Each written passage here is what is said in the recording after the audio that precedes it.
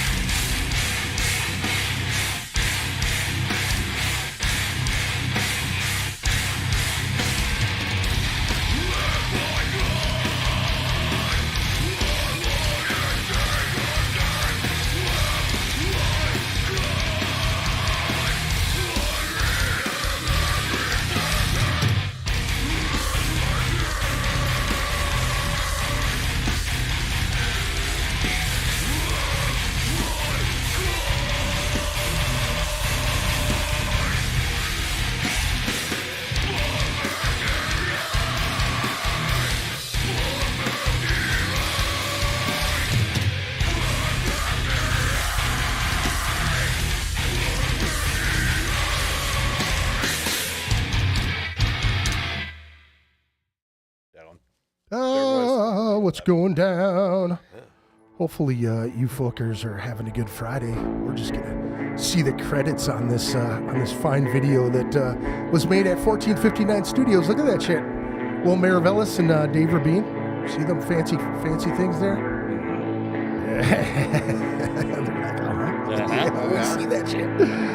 Hey, yes, we got to give them all the credit that we can right there. Hey, do me a favor, check out the Lowbrow Saints Tattoo Collective. They should be opening again real soon here. They're switching locations. If you've been watching the show, you know that I've been slowly giving updates and trying to get these guys to send me the address here real soon, so make sure you pay attention here. And if you're looking to get some shredded guitars at the Shred Den, Monday through Friday, 5 p.m. to 8 p.m., Saturday, 11 a.m. to 5 p.m., 9100 85th Avenue North, Suite 100, Brooklyn Park, Minnesota, 763-350-2191. Facebook, YouTube, Instagram, the TikToks, www.theshredden.net. And don't forget, next week, Friday and Saturday, they got the big Black Friday weekend sale thing. It's like up to 40% off on new gear and up to 25% off on used gear. So make sure you stop into the Shred Den next Friday and Saturday and get some cheap deals, good deals on expensive guitars. If you're looking to get some designs done, Narwhal Design Solution, Justin Boney, the guy that's in the room right there on the edge of the table. Facebook, Instagram, the World Wide Web, Narwhal Design Solutions, Justin Boney at gmail.com. Give him a call. Dude, tell him, what have you done? What have you done for me lately? Oh, wait, you made a design for T-shirts. Did your stuff. Yeah. What other stuff have you done lately? All sorts of stuff. All kinds of stuff. Wow, great answer. Yeah. Things. He's really things yeah, for details. bands. Yeah, dude. Wrapping vehicles, doing yeah, fucking everything. super and anything. detail. Proper wrapping. Yeah. Yes, if you're looking for it, make sure you get a hold of him. He's doing great work over there. If you're feeling generous, please donate to the podcast. There's a little QR code on the screen there. Scan the QR code, rub your nipples, and select a select an amount, and we'll be good to go there. Wow. This week's guest is the guys for our guests for are the guy. Who are you guys? Den of Thieves. The Den of Thieves. What's going on, fellas? Not much, man. How are you? I'm good. Why don't you go around the table, tell me who you are, what you do in the band. My name's Mikey. I play guitar. Hi, Mikey. Hey, buddy. How's it going? Welcome. Oh, yeah. I'm Dave, also play guitar. Nice. Welcome, man. Welcome. Yeah, thank you. I'm Nate. I do vocals. Sweet. Welcome, Nate. I'm Greg. I play drums. Sweet. It's a little mix around here. What's going on, man? Yeah. What's going on with you, fellas? How's your how was your week this week? Busy. Yeah. Yep. Per usual. Busy as shit. Kids, work, all that good stuff. Yeah? Yeah. Yeah, living the life. Oh, absolutely. Tell me what La Vida Loca. La Vida Loca. Tell me what the 74 Days is all about. That was that first song that we listened to, folks. I don't know, man. Just a time in my life where it was just a shit time, and That was Vida Loca, huh? yeah, pretty much. Yeah. Yeah. It's 74 days of diarrhea. 74 days of diarrhea. It's a real shit time. Real mud butt. Yeah, no, just just a bad couple months. So, Horrible, dude. Where did you just come up with that out of the blue? He's like despair. 74 days of fucking mud butt. I don't know. He said it was a real shit time. real shit time. Yeah. Man, there you go. Fantastic, man. Fantastic. I always like to start the podcast off with a little bit of history on yourself. Like, what were you listening to as a kid? What was in your house? Like, what were your mom and dad listening to? Brothers and sisters, homies. What got you into music, and what pushed you the way of the metal? Personally, when I was growing up, my family was all classic rock, and God, I can't even think of the names of the bands anymore. But all of Steve them. Miller, yeah, Steve Miller, Leonard Skinner, all that shit. As far as metal goes, I didn't get into metal until I was probably like in 8th grade. I just fucking started listening to Metallica because some friends did it, and I was like fucking hooked. And then when I was in high school, I was delivering pizzas for my parents. They had a pizza shop, and I would just sit and drive in my car, listen to Deftones and Slipknot, smoke cigarettes, and scream my head off. And Right. it's pretty much how I started doing that. So it's been Started screaming just all Screaming. together. Yeah. Yeah. So, You said yeah. you were the drummer, weren't you? Yeah, I'm joking. Yeah, I switched. All right, that's sweet. Yeah, no, it's just been, and I've been doing this for 20-some years. So Nice. Oh yeah, man. That's fucking the way to do it. Like, when did you like feel that you wanted to go towards the singing thing? Was it just the being in the car and really letting loose, or? Yeah, it was just so much fun. It's you feel so like there's less stress after you get done screaming your head off for a good hour or two. Yeah. The The purge. My first band was a cover band where we did like 3 hours of classic rock songs. Yeah.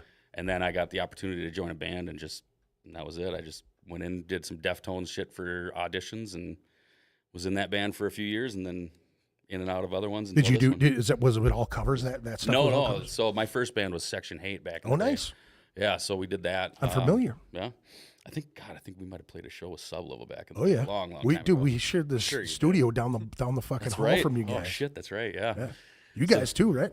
We're all right Yeah. down the hall In from that- each other. In Cooler Sound. Yep, cooler sound. Yeah, that's in the right. basement, in the dungeon. Yeah. Yeah. We had was that the one over on Fairview? Yes. Yeah. Yep. We had the dominatrix room at that place. Did you? Yeah, that was weird. Sick. Like fucking chain hooks and shit in the ceilings Oh, and the yeah. walls and whatnot. I've been in that room a couple That was times. fun. There was 3 or 4 bands in that studio. That was Fuck yeah. a lot of room. Wasn't like the Thieves Army in there too?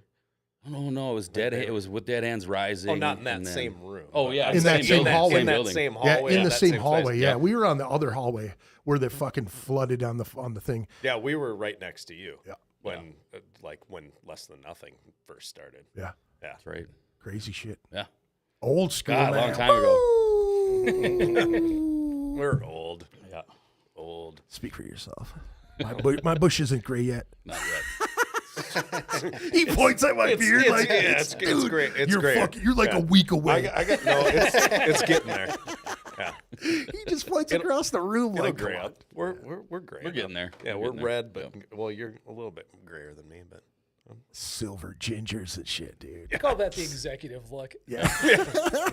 That's it for sure, man. Yeah. Who's next? Who's next? we're more established with the gray hair. There you go. Who's next with the music? Oh, hi. I'm Justin. Hi, Justin. Yeah, I'm not Nate. He's Nate. Oh, okay. What are we talking about? Music? Yeah. Well, you've heard. Yeah. The usual. Nice. The usual fucking. He's only been out here like 800 times. Yeah, we've gone over know what I this, mean? but Yeah. everybody can. Well, yeah, it was mostly my dad and my mom listening to, 70s, 80s shit, and there was always like Ozzy, Black Sabbath, Led Zeppelin, AC/DC. My uncle was a huge AC/DC guy. Van Halen. First cassette I ever bought was Van Halen 5150. Nice. And then just kept going heavier and heavier. And then also a huge punk rock guy, Yeah. which these guys don't like it. But Punk rock, like, enlighten me. What were some of your first punk rock bands? So tell me some stuff. The first real show that I ever went to was 94, and it was NoFX, Face to Face, and 10-Foot Pole. That's a nice one. And it was super awesome. That's the what poster you have, right? That's yeah. That's what got me into. Well, I mean, I was into it, but my hometown had a huge punk scene. But not only punk, their bands from the cities would come down. Yeah. And so, like, the first time I saw Disembodied was in my hometown, out on fucking grass, playing out in my buddy's house. Right. But they also had, like, he'd have tons of bands, and then it would get to a point where, like, okay, they'd pull the fucking hay trailer up, and there'd be bands playing on hay trailers, and then, like, almost like 2-stage type of thing. Yeah. And it just, yeah. But that was back, before the internet. Yeah. And so he would, he would like Dude, literally whistle. call like, what Maximum Rock and Roll, like, would put phone numbers. Yeah. And so he'd like call different places, and we were right on I-90. So bands would just be touring across the country and just stop into Fairmont, Minnesota, town of 11,000 people. But we had a bunch of skaters and punk rockers, and people would come down from Mankato and would pack places and Nice. watch shit tons of fucking cool bands. Oh, like yeah. Lagwagon played on a hay rack at my buddy's house, and they just came through South Dakota, and the guy's like, hey, take these fireworks, set them up behind the drums, and then when we play this song, just go light them off. And so I was like pyrotechnics for Lagwagon in my hometown. It was so fucking cool. That is And, cool. like, That's really cool, man. Yeah. So That's a name I haven't heard in so long. Yeah. Lagwagon. Holy shit. yeah, they fucking rule. But It's very similar to the story that Dan Dittmer told me when he was on. He was saying that he moved from California, living with his dad, and then moved to Fargo to fucking live with his mom. Yeah. And Clutch was calling them on a regular basis. Like if they'd be kind of in the Passover, Clutch would come and play and crash at his place and shit. You know what I mean? Yeah. How fucking cool is that? You know, rad. tons Super cool. of punk rock bands. That's what he said. They'd come and crash at his place all the time, and his mom was cool, make big pans of spaghetti and all kinds of shit for him. oh yeah, that was this guy who ran the whole scene in my hometown. He would have lived right outside of town, and so he had a huge farm place, big pond and like all sorts of shit. And Yeah. like their parents were just cool as fuck. Yeah. And they're like, yeah, they can all stay here. It's fine. Yeah. So like I remember having a conversation with Davey Havoc from AFI on the stairs of his basement for like hours, just talking to him. I'm like, I don't even know who you are, but whatever. You just played in his basement. Yeah. And now like AFI's like fucking gigantic. And I'm like, Yeah, he looks son. weird nowadays, man. oh, he's super fucking weird. Yeah, he looks I really mean, weird nowadays, yeah, man. he went from fucking punk rock dude to dark, scary Misfits blacked out to like now I'm just a 1970s weirdo. Like Kind of looks like Bob Ross. yeah, so he's got a little Bob Ross to him, yeah. He still got that crazy mustache. He had like this weird mustache the last time I saw him. Yeah. Just this big Yeah. fucking Yeah. mop. It's The butt brush. Yep, little cookie that's it, duster. dude. Hell yeah. The dingleberry comb. Hell yeah. but yeah, that's basically my music history, and then you know, moving to the cities and playing and being around all the good musicians here. I like everything. Yeah, the big rock Everything and roll all at dream. once. Yeah, Making all that living that dream. heavy hard. metal money. Yeah. Make Balling. Yep. Making it right. Yep. Love That's it. right. Yeah. He's making it rain, dude. It's crazy. Then to the table, dude. Like we're at the strip club and shit. There you go. How about you fellas? How about you fellas? It was a weird. I mean, it was a little bit of everything. A lot of Zappa, blues is what I kind of grew up around. Motown and soul and stuff like that. So it was kind of a mixed bag, you know, classic rock stuff. Yeah, you know, a little bit of everything. Yeah, Abbott to Zappa was pretty much it. You know, we Yeah. covered the whole gamut growing up, and Yeah. just kind of translated this. It's so crazy in the 70s and 80s, you know what I mean? Because it's like you could say classic rock, but then that just kind of, you know what I mean? You run into like Fleetwood Mac, and then it goes into that weird pop kind of twist too. You know what I mean? Because it was they just meshed together, and it, like even was those fucking, it's not yacht rock, but like the love ballads. You know what I'm saying? They could like make the K-Tel love ballad fucking album. You know what I mean? It's Like Cinderella. no, even Earlier. even older, even older than that. You know what I'm saying? Like fucking REO Speedwagon and fucking. Oh yeah, but a lot of that stuff too, like, got into. Well, a lot of people would probably classify that as being more like the experimental prog rock stuff, like Right. Yes, Right. and like shit like that, Yeah. or it's like, or like you were saying, Zappa. Yeah. You know, it's like, well, what the fuck is going on? The right weirdest now? shit It's ever just written. crazy. Yeah. Yeah. The musicians in it, though, man. You know what I mean? Nuts. Like, I seen an interview with Vi talking about how Zappa would just fucking whammy him every single Yep. time. He was like, push, push, push, push, push with Steve Vai. You know what I mean? And that guy was crazy virtuoso fucking, Oh yeah. you know, Yep. just nuts. And But he probably got better from the fact that oh, for sure. 100%. Zappa was poking his fucking Yeah. keeping them in check. quit it, Yeah. do it better. Yeah, right. That's not good. That's not good. Yeah, You suck. think you're good? Play this. Yeah, right. What? So what pushed you towards the metal? What was the you know, say like the band that pushed you into that direction? So I'd probably say, you know, Metallica and Slayer. My dad's brother, my uncle, really got me into that stuff. Metallica, Slayer, Which one?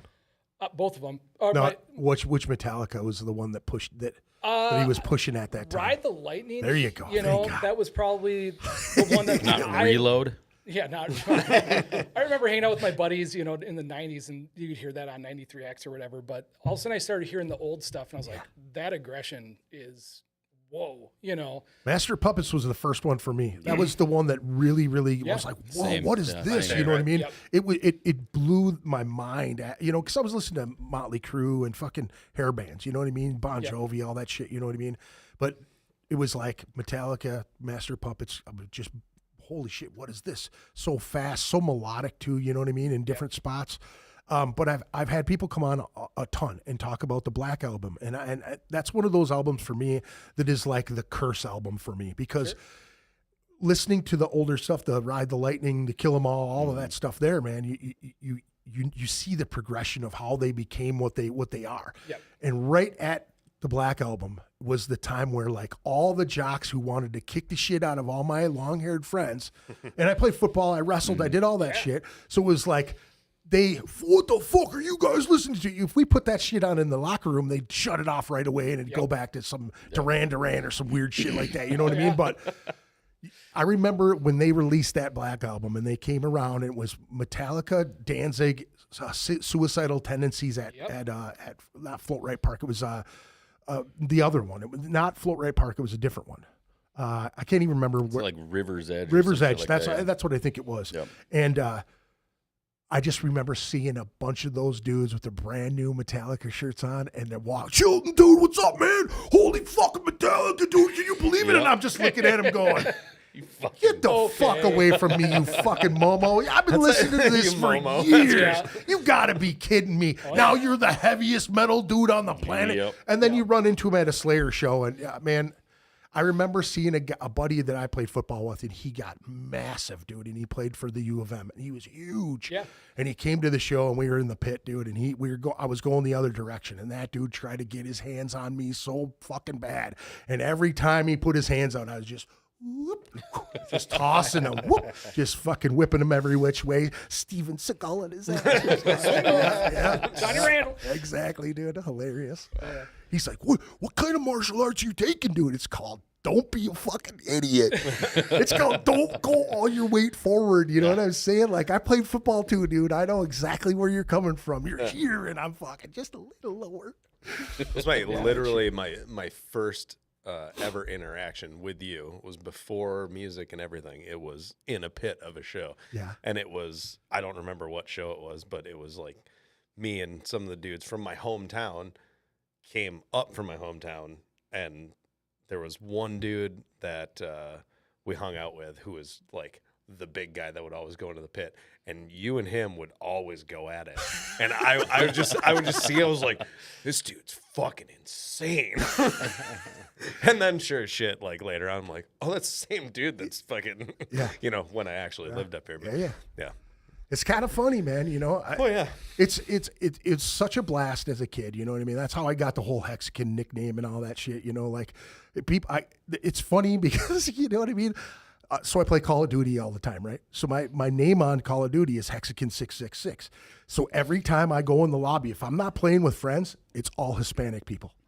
They line me up. It's like, I don't fucking speak Spanish, motherfucker. You know what I'm saying? Little bits, man. That's it. So it's hilarious when you get like one other white guy and the other two guys on your team are Hispanic, and the dude's going, he's taco motherfucking, and he's freaking out, you know? And I'm laughing. He's like, Hex, can you fucking speak English? And I'm like, yeah, dude, I speak English. He's like, fucking thank God. I thought you were another Hispanic dude. Fucking fuck these dudes. And just losing their mind, dude. I play with a guy from Kansas all the time, and these Mexican dudes fucked him up, man, and he just started, you dirty fucking wet man. He just started losing his mind. Jesus. And I muted it, and I'm laughing, and he's like, sorry, Hex. It's like, dude, I get it. Whatever, man, whatever. You're from the South, bro. I get it. You probably see too many Mexicans. So shit, you know. Yeah, but that's that Metallica shit. Yeah. It's great to hear the older style of Metallica stuff. So you got that from your uncle? Yeah. You know, my dad, I hear a little bit here and there, but it was mostly like the older stuff. But he got me into that, and then it was DRI, Suicidal, like all around the same time. Yeah. It was a eye-opening experience, and then as I got older, it opened up so much more to a bunch of stuff. I mean, people ask me, what am I listening to now? Yeah. Coulter Wall, you know, country guy. So can't get enough of it. They're like, really, country? I'm like, anything, man. There's not a genre if it's good, it's good, right? Exactly. I mean, if it hits dude, right, that's what I had Mike Sanchez from Acid Bath in here not that long ago when they played here. And that was a conversation that we had on and off air about music. Like, and he goes, I'm not a record guy. He's like, I couldn't tell you a full album. He's like, I just love good fucking songs. Yeah. You know what I mean? No doubt. Yeah. And he explained the whole sad song thing. He's like, I don't know what it is about me as a person, but I've always been drawn to the sadness in music and how it stirs your emotion, you know? Kind of like how you were talking, you know, being in the car as a kid and those Deftone albums, those first ones, man. And it's like, I see my daughter do that, you know, as a teen. She's like, my wife isn't one of those that turns on a radio when she wakes up. You know what I mean? My mom was like that. My uncles were always like that. You know what I mean? There was music playing in the background of the house. Exactly. Yep. Something going on. And my daughter's the same way. She's always got to have music going on. And I think about that. Like, I try to put her onto little things. You know, when we were younger, we didn't want to be told you got to listen to this. Like, fuck, I'm not listening to that shit. I'll find it on my own. So she's always like, I'll find it on my own. But we'll be driving, and I'll be listening to something, and I'll just be into it, you know? Yep. And you just see her fucking little hand pop up, and she'll just touch it in there. And, what are you doing over there? Yeah. I kind of like this song. You Yeah. know? Yeah. My kid does that. I have a 16-year-old daughter, and we'll be riding, and we'll have the radio on or whatever playing, and she'll pop her phone in and play. She's like, "You got to hear this," and I'm like, "I heard this fucking 30 years Yep. ago." Yeah. Yeah. Thank you for putting that Yeah. on. It's fucking awesome. You know. Where did you hear about it? Do you feel like you're doing your job? Or Oh, absolutely. Oh, yeah, for sure. I feel it's crazy because like some of the old funk shit, you know what I mean, and the old Motown and all that stuff. They're putting it in all the kids movies these days. You know what I'm saying? Yeah. So like shit, my mom used to listen to, dancing around in her nightgown, drinking coffee and shit. You know what I'm saying? They're putting them in Shrek and all that other shit. So my kid will pop in some Stevie Wonder out of nowhere. I'm like, where the fuck did you hear this? No, it was in, whatever movie. I just start laughing. I'm like, man, she did some Sly and the Family Stone one day. It's like one of my favorites, it's one of my favorites, man. Yeah. So she puts it on and I'm just like, my hair's standing up because look at that shit, standing right up because that's how it was. It was like all of a sudden I was going, where the hell did you hear this? Proud parent moment. Oh yeah, for dude, sure. dude. You know what's crazy is when they put on your shit. Yeah. That's the crazy shit. Like I walk by my kids, my ears aren't as good as they used to be, with all the music and shit for 35 fucking years, So I walk by her door and I notice the tone. I'm like, what the fuck is that, And then all of a sudden I open the door. What are you listening to? And there it is, one of our songs. I'm like, oh, close that door. It's kind of one of those things. My kids man. always ask to hear the goat scream song, and I'm just like, all right, I'll put that on for you. I just got video of my kids. They were moshing out to our stuff that we just recorded. Hell I yeah. played it for them, and they're just like, and I'm like, this is great. Yeah. It is the coolest shit ever. It's awesome. a hell of a time. That is yeah. really cool, man. It's I don't know. I never get used to it. I don't know.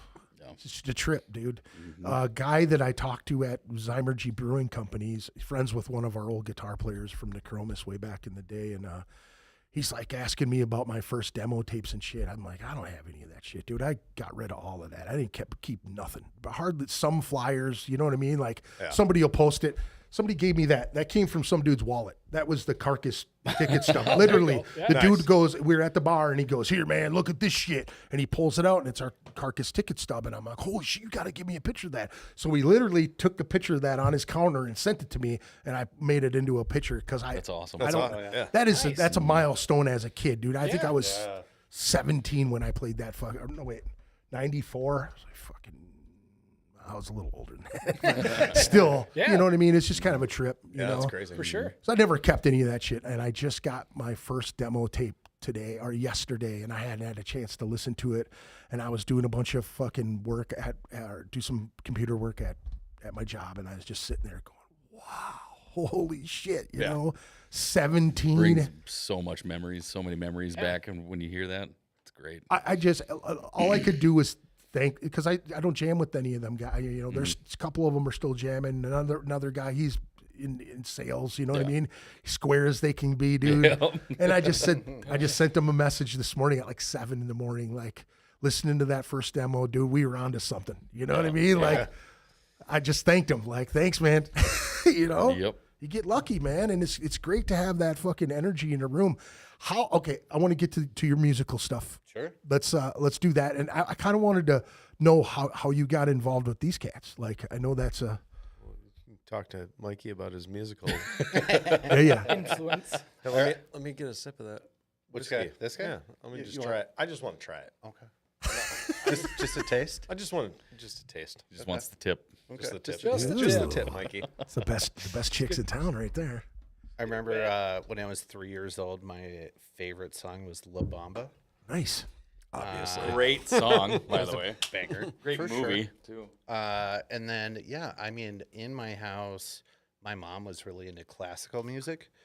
And then I wasn't really into that at that point. And then my brother and sister, so my sister was more like TLC, House of Pain. Yeah. Like, I was a big Michael Jackson fan growing up. And then my brother What was your favorite Michael Jackson album? Anything about the kids? Dang, dude. Sorry, Mikey. But my first tape was Off the Wall. Nice. And then my first CD was Rob Zombie's Hellbilly Deluxe. That's a hell of a jump right there, dude. You know what I'm saying? Yeah. So, it took a little bit to get to that point. But So yeah, my brother was really into Metallica, Megadeth, Pantera, and so I kind of turned that leaf. And then I had a cousin. Dude, now the progression's got to go a little bit different than that because you go from Michael Jackson. Now, where are you? How are you jumping to get to fucking Rob Zombie? Like that, yeah, it was just like creeping in my brother's room and stealing his CDs. Yeah. And then it just, Master of Puppets was the one I think that Yeah. did it for me. And then, So I mean, you were hearing the heavy shit going on in the background, and it was kind of intriguing to you? oh, turned on to it Yeah. right away. Yeah. Yeah. And then I had a cousin, that was down in the cities, and he'd burn tapes, with 93X and stuff because I was in Duluth. Yeah. And I don't know, KRB or the Bear didn't play much of that shit. Right. So like, that's when I heard Rob Zombie. And then, 8th grade, you had like the old CD Changer? that you could wake up the alarm with. Oh, yeah, I gotcha. And it was White Zombies, More Human Than Human. That's how I'd wake up to go to school every day. Yeah. Drive my parents fucking nuts. But at least you were intro? Yeah. at least you were awake and That- and going to school. That Right. album was- And then, yeah. But he's got these really crusty can't be socks so- on the floor. I don't know. picks it up, it just stays. It stands on end. And then I remember like 8th grade, I ended, and then one of my buddies, Chris Boysley, introduced me to Napalm Death and Cannibal Corpse. And then it was just like this next tier, and I was just like, what the fuck is Yeah. this? Yeah. And it like took me a minute to digest it, but once I did, I was like, oh, I'm in. Yeah. And it just crescendoed from there. Yeah. So yeah, dude. I traded my first death metal tape to a buddy of mine for a Flotsam and Jetsam tape. I was like, this obituary, give me that Flotsam. And then like 4 or 5 years later, I was like, hey, you listen to that obituary? He's like, oh, this shit sucks. And he gave it to me. And I was like, oh, this is great. This is Win-win. fucking great. It takes a while to like digest music in my experience. Like I've never like Develop an ear for it. yeah, like the first time you ever heard like Dillinger Escape Plan, I was like, what the fuck? Yeah. And Yep. now it's like, oh, I get that. But a lot of those bands also like progress their sound to like a more digestible, not like pop by any means. Yeah. But Like go chew your ass at yeah, Dialing it back a little bit. or more, is like, what or you're like, saying? well, cattle decapitation. Right. Like their first cattle decapitation is like, what the fuck is going on? Yeah. The newer cattle decapitation, still crazy as fuck. But it's like, oh, they like took all that over the years and built it into fucking what they are. I've So always, I like seeing all of that Yeah, shit, but yeah. then also going back and being like, oh fuck, that was really good too. yeah. But some of that stuff that gets just way too crazy. Yeah. I still am like, there's parts that I like, but I can't sit down and listen to a whole fucking. How do you album. guys feel about jazz? It's a feeling thing for me. There's stuff that I love, and there's stuff I'm like, Yeah. get it out of here. Yeah. But I do dig jazz big time. Okay. Okay. You guys are all kind of on the same I like thing. I like watching seeing it live. Right. That's fucking cool Yeah, as that's shit. Right. pretty much it for me too. Yeah. Live. I'm not going to put on like a fucking jazz album and drive down the road. There's a couple that I would, you know what I mean? There's a Yeah. couple that I could stomach. It, like you said, it's all feel, you know what I'm saying? But I've always felt like metal is very much like jazz, right? Because there's some of it you're if you're not a musician and you don't know the time signatures and the formula of all the things, you know what I mean? Like Yeah. we know this feels good, you know what I mean? That feels great. Right. But when it's all over the fucking place, you're not really sure. Now, the untrained here who listens to something heavy like that, they can obviously feel that it's going fast and it's really extreme and all of that shit.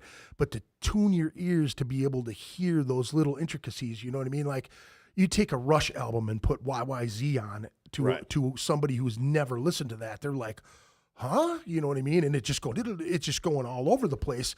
And there's spots in it where you can really vibe. It's just like the jazz thing. For me, I've always felt metal was one of those things that you have to be ready to ingest it all. Like for me, it was the hair metal bands, classic rock, hair metal bands. You know, I was always mixing the R&B and all of that other shit in there too. You know what I mean? Because that was buffered me. The Michael Jackson shit. I was always into the fucking dancing in the hee, dude. I love that shit. You know what I'm saying? But you throw some heavier shit in there, you know, and you add theatrics to it. Then I was into the hair band shit, and then it was like the fast shit.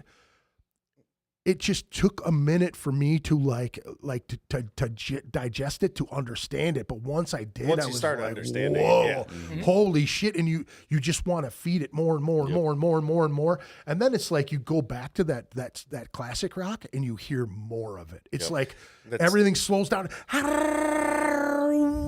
Right back in the sound. You're like, holy shit, I've never heard that in this album before. You know what I'm So saying? like listening to music and just the way you kind of described it, Yeah. that's why one of my favorite bands is Faith No More. Yeah. Because you listen to their catalog All the way they through. do Yes, all of dude. that Yes, shit. And yes. it's just like, and you always like, I had the real thing. Yeah. And then, cause we didn't have a good record store or anything. Yeah. And I didn't even know that Angel Dust had come out. Yeah. But I found in my uncle's collection or whatever, he had an Angel Dust cassette. I was like, what? I didn't even know that they made another album. I just thought it was just the real thing. That was all Faith No More was. Yeah. And then I put that in, and that is so fucking different from the real thing. And like that's why I like Faith No More is every album is different, much like Clutch. Every album is fucking different. They have just a little different, but Faith No More especially because they do like the shit that they do across their entire catalog is just insane. Yeah, I agree. But I agree with you.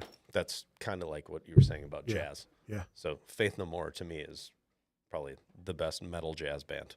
Yeah. Well, it's crazy because and also gospel, like they'll do like Dude, some of those all of songs. it. Yeah, they dude. just hit so many different things, as well as just I don't know, screaming singing noises in for Portuguese. Oh, Yeah. yeah. Fuck yeah. No big deal. Yeah, Right. You know what I exactly. mean? Who the fuck?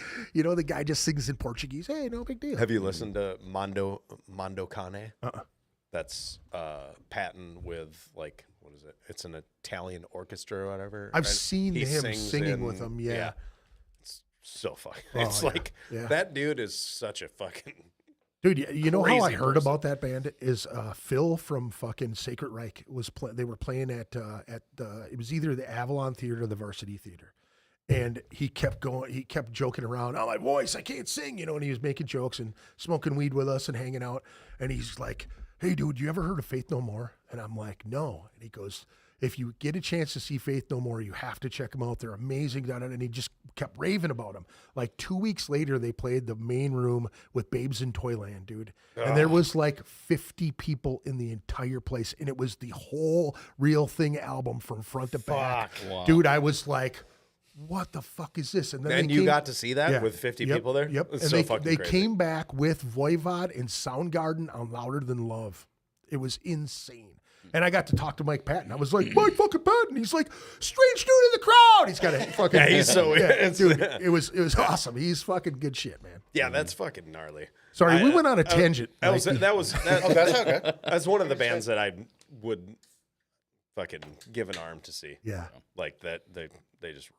yeah. I'll They hold you to that. absolutely crush, man. An arm? Yeah, I'll hold I you to actually that. I can't do that because then I wouldn't be able What a to leg. do Ankle. pinky toe. Sure. All right. That's gonna fuck I up get your your toe. balance. Just so you know, Till about 3 o'clock. your pinky toe fucks up your balance. That's true. You have to get the whole hunk off. So you got the third. The last one's this one. You're gonna walk weird forever. I'm already getting old and walking weird. Like my did, back. I did mildly. I just clicked the segue was because my aunt was super into Boston and Boston rules. and God, what was the other one? Scorpions. Okay. Yeah. Yeah. Yep. Okay. So yeah, it was a gradual. It wasn't just a. Yeah. That's what I'm saying. Yeah. Because it just, I couldn't do it either. There's no way if I was listening to Off the Wall right at that particular time.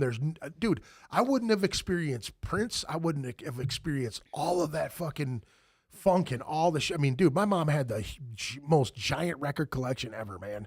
And it was just poof, all gone one day. The shit just got stolen. Poof, it's gone.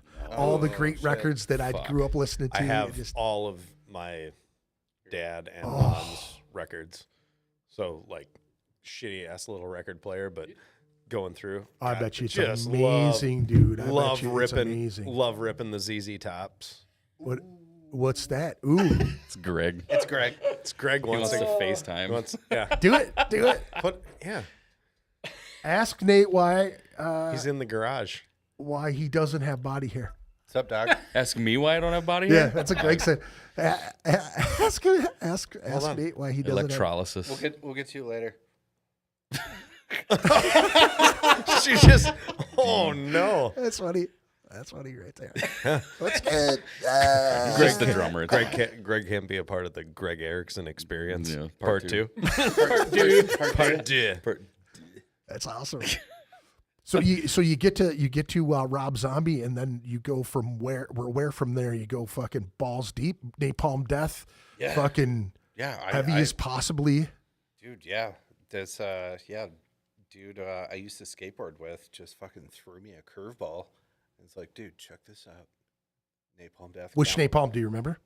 I can't remember. No, but it was Cannibal back with Barnes. Oh yeah. Yeah. And those vocals, you're like, what the fuck? Oh yeah. What is that guy doing? How does one do that? And I was like, dude, I love, the music. Yeah. I can't digest the vocals quite yet, and it just grew on me as like, I kept listening to it, and then I was sold. Yeah. Yep. Fuck yeah, dude. I love it. That's just how it is, man. Now, instrument wise, like were you guys all playing your instruments? Did you start young? Did you how did you get on your perspective? How did you start singing besides in the car? I don't know, like I was always doing the singing stuff like when I was younger and whatnot, and buddy of mine asked me, he's like, he's putting together a band, and I was like, I can kind of sing, so we did that for a while, and played like 3 shows, and then I started figuring out how to develop my scream and whatnot when I was younger, and just kind of went from there and just got heavier and heavier as the years went by. How did you start developing? What were some of the things that helped you get the power behind it? Oh God, not having anyone else around. Yeah.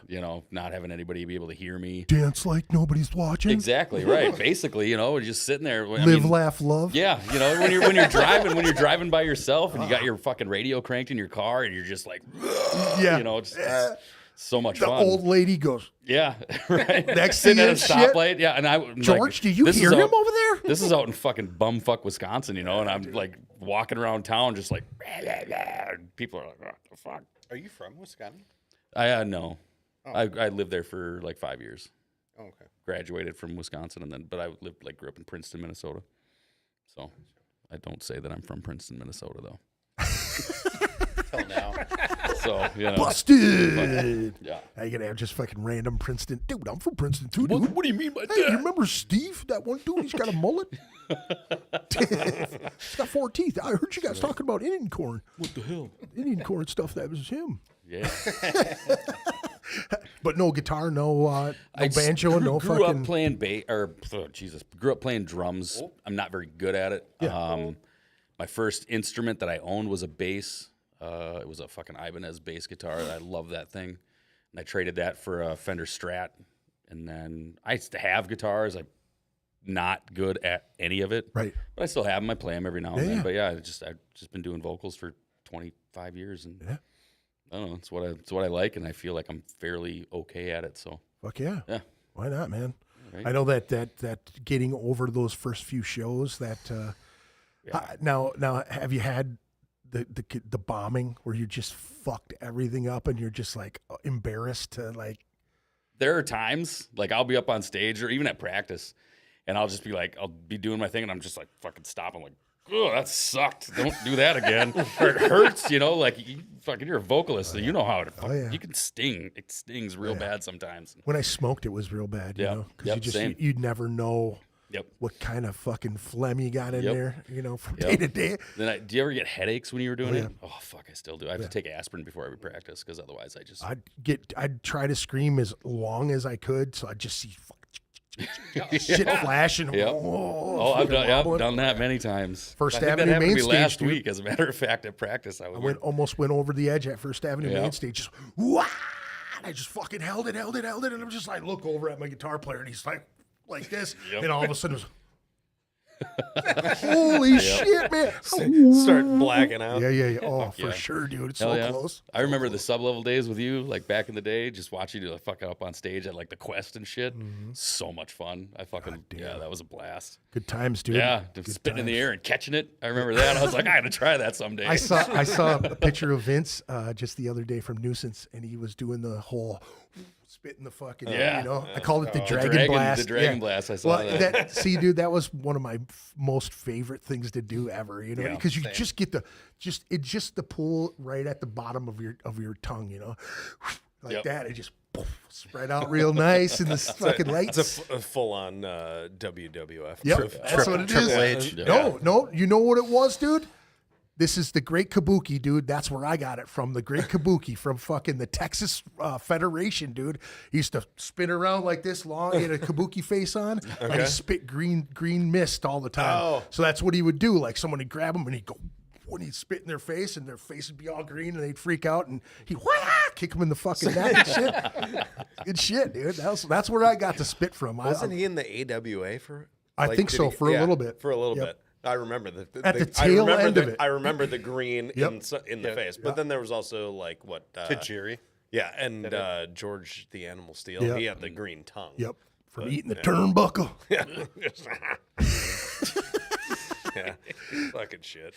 Now, how about you, Justin? You played, What'd I do? yeah. What for instruments like in the beginning? Oh, no, I started playing bass because everybody played guitar in my hometown. Yeah. And then my brother, I wanted to play drums, and then they didn't let me play drums in band, so I played saxophone. here. So I played saxophone, Not good. and then my brother, because he is 4 years younger than me, when he got into band, he got to play drums. So at that point, all my friends were, Justin, where are you going? I'm gonna play guitar. going to rub my balls on your drum set. And then so yeah, For real. my mom took us to a music store, and my brother was gonna get a drum set, and bought, you know, a pretty reasonable price drum set for Yeah. him to fucking get going on. I had that thing up until like 2 years ago. But anyway, yeah, so out of spite, I was like, I'm buying a bass. So I bought a bass. And then, yeah, that was it. And here we are. Sorry. Yeah. And then Jesus. yeah. And then so, yeah, I just kept going because then nobody was playing bass. Right. Everybody wanted to play guitar. There was Right. no bass players. Yeah. So then I think he was like my third cousin. He played bass in some punk rock bands in my hometown. He taught me a couple things. I just bought a book, learned a couple scales. Yep. The And tab then books. And just the fucking do do do do do do do do do do do do do. Learn that, and I was like, oh, I learned that, so I'm good. Let's just figure it out. Join a band. So then, yeah.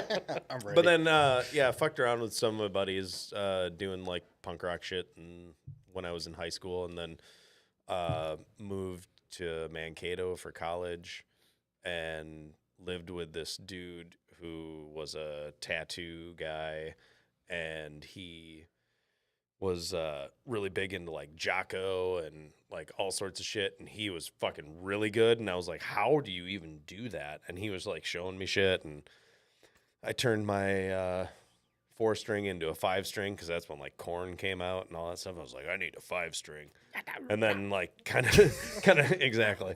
So I started learning like the lower end of things, and then moved up to the cities, and bam, started being in bands, and I was That was it. just like, well, I guess So history yeah. from there, boy. Got in a car accident and took my settlement money and bought a really expensive bass, that the one I still play today. And I'm like, well, if I'm gonna pay Schecter, right? no, you son of a bitch. No, I said that because he literally fucking, he's like, he texted me and said, dude, what's the fucking number? I got to call. And he fucking called just to correct. He's like, no, that was Warwick. He's a Warwick guy. By the way, Warwick guy. Warwick. And then the other cat says, no, check your name. Click. You just hear the fucking dial tone. He's like, I got my point across. Warwick, bitch. There was no argument. It was so great. It was the argument. And that was it. But I figured if I was playing or buying that bass, I should learn how to play it really the best of my ability. So I've been. Have you achieved it? Thank you. I've been trying real hard, but it's Still takes lessons. It is. Take lessons from you guys. I mean, really, when it comes down to it, playing with good musicians is always a way to get better. Learning, playing with somebody who thinks differently, makes you think differently, and makes you like transpose things differently. Right. Or like, okay, what if you're going low, I'm going high. This, it's just a never-ending learning curve. Yeah, Which young folks, I enjoy. if you're watching this too, man, that's such a great knowledge right there. Is to surround yourself with good musicians and don't be afraid to break outside your bubble and it's the best way to learn. To be with better musicians around you, try to get up to that level. Push yourself. And a lot of times those folks, man, they'll fucking, they see you wanting to do that, they will push you to that point. You know what I'm saying? That's why I've always loved, as a vocalist, being around guitar players that are willing to listen to our jargon, dude, you and they're like, what? And you keep mouthing it to them and they go, oh, okay. And they play it and you go, yes. And all of a sudden it becomes something and they sit there for a minute and fuck with it. They go into a next part and they add to it. And all of a sudden you're going, yeah, see, I can't write no shit. Hey, I'm a vocalist, motherfucker. Chicka, bitch. I don't write anything, Greg. Yeah. But like on one of the new songs that we're recording, for the new album, like Shots fired. He's doing shit that like I don't even really know what's going on at practice because there's so much shit going on. Yeah. But he's got stuff that I know it's off the beaten path of what we're doing, but it's like going fast, and it's like that's where doing vocals is totally different because you can't have just vocals always going on the same fucking beat. Right. And because that is played out. Yeah. Yeah. Obviously, sometimes it's effective. Sometimes it's hard not to, though, Correct. But yeah. Because it drives so hard. Exactly. That's all. That's You do a good job. I think that's a lost art form, though, man. As far as vocalists these days, man, to allow the groove to fucking groove, not to just try to spark over every fucking thing. Yeah. I know there's a friend, I won't say anybody's name, but I know that there's a band of friends that I have that they fight with that with their vocalists quite a bit, where like the dude's always trying to put vocals in every little spot, and they always have to have them to dial back. And when they do it, it's so much better. You know what I mean? It's like, dude, it's such a strong voice, though, man. And he's got such great lyrical content. But it's like he wants to jumble it all into one thing. And it's like, it's kind of that. Less is more, man. Well, like the gent type shit. It seems to me they're just going, go. You know what I mean? Just gobbling it up. Where some of the older guys that have played that out, where they follow the groove of everything. You know what I'm saying? They back off and let the groove go. That's my favorite part. That's also one style. That's one of the things that I've learned more through the years of playing too. Is like I don't have to play all the notes. Right. I can just like chill the fuck out. Yeah. And like you have to let everybody have their spot. And sometimes it's everybody fucking go hard as shit. Sometimes it's I'll hold a note. Right. And let you fucking whittly do wah pedal press buttons touch stuff, dial in your knobs, twist my knobs, twist it, tune in Tokyo, Tony the Tiger. How about you, sir? Oh man, started out wanted to play in band back in middle school. I wanted to do drums, and they're like, no, you don't play piano. I was like, well, that's dumb. They're like, well, play the trombone. So I jumped on the tromboner and picked up all the chicks. Rusty, Don. Yeah. But it was a lot of fun, man. It taught me a lot, and then from there, I picked up a guitar shortly thereafter, and just kind of got to where I'm at now. So what you're saying is we need saxophone and trombone in our our next songs. Well, in growing up with Frank, you hear trombone and all the stuff, or a lot of it, right? Like there's all the instruments. So I was like, you can always find a place for all this stuff, you know. But yeah, when you're in middle school starting a band with somebody, they don't want to put tromboner in the band, you know. We'll turn into a ska band. Yeah, right. Do some Goldfinger covers.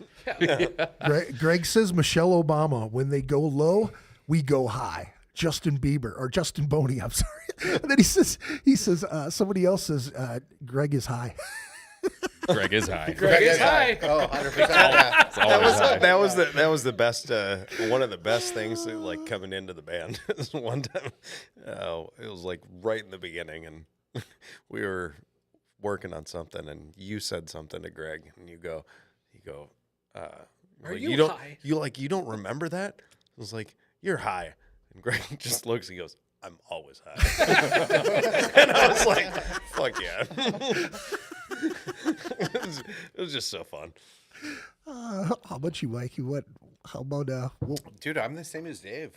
Middle school, I did percussion at school for multiple years, and I never got a set. My parents could afford a set, and then I just quit.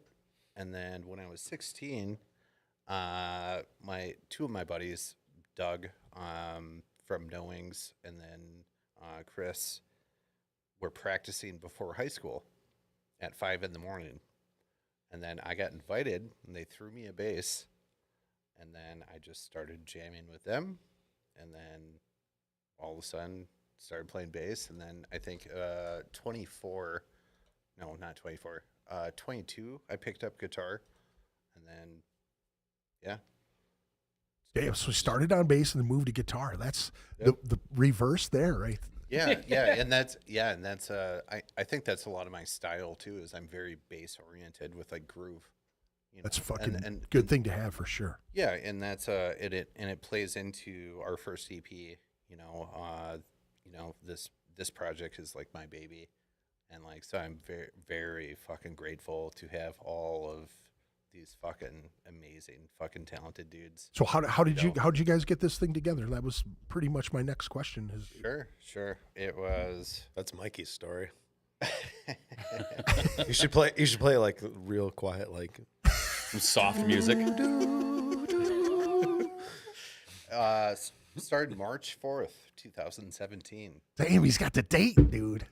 I did a little bit of research, right before we did this, just to, be accurate about shit. Right, yeah. But yeah, Don't forget to pee in the sink before you leave.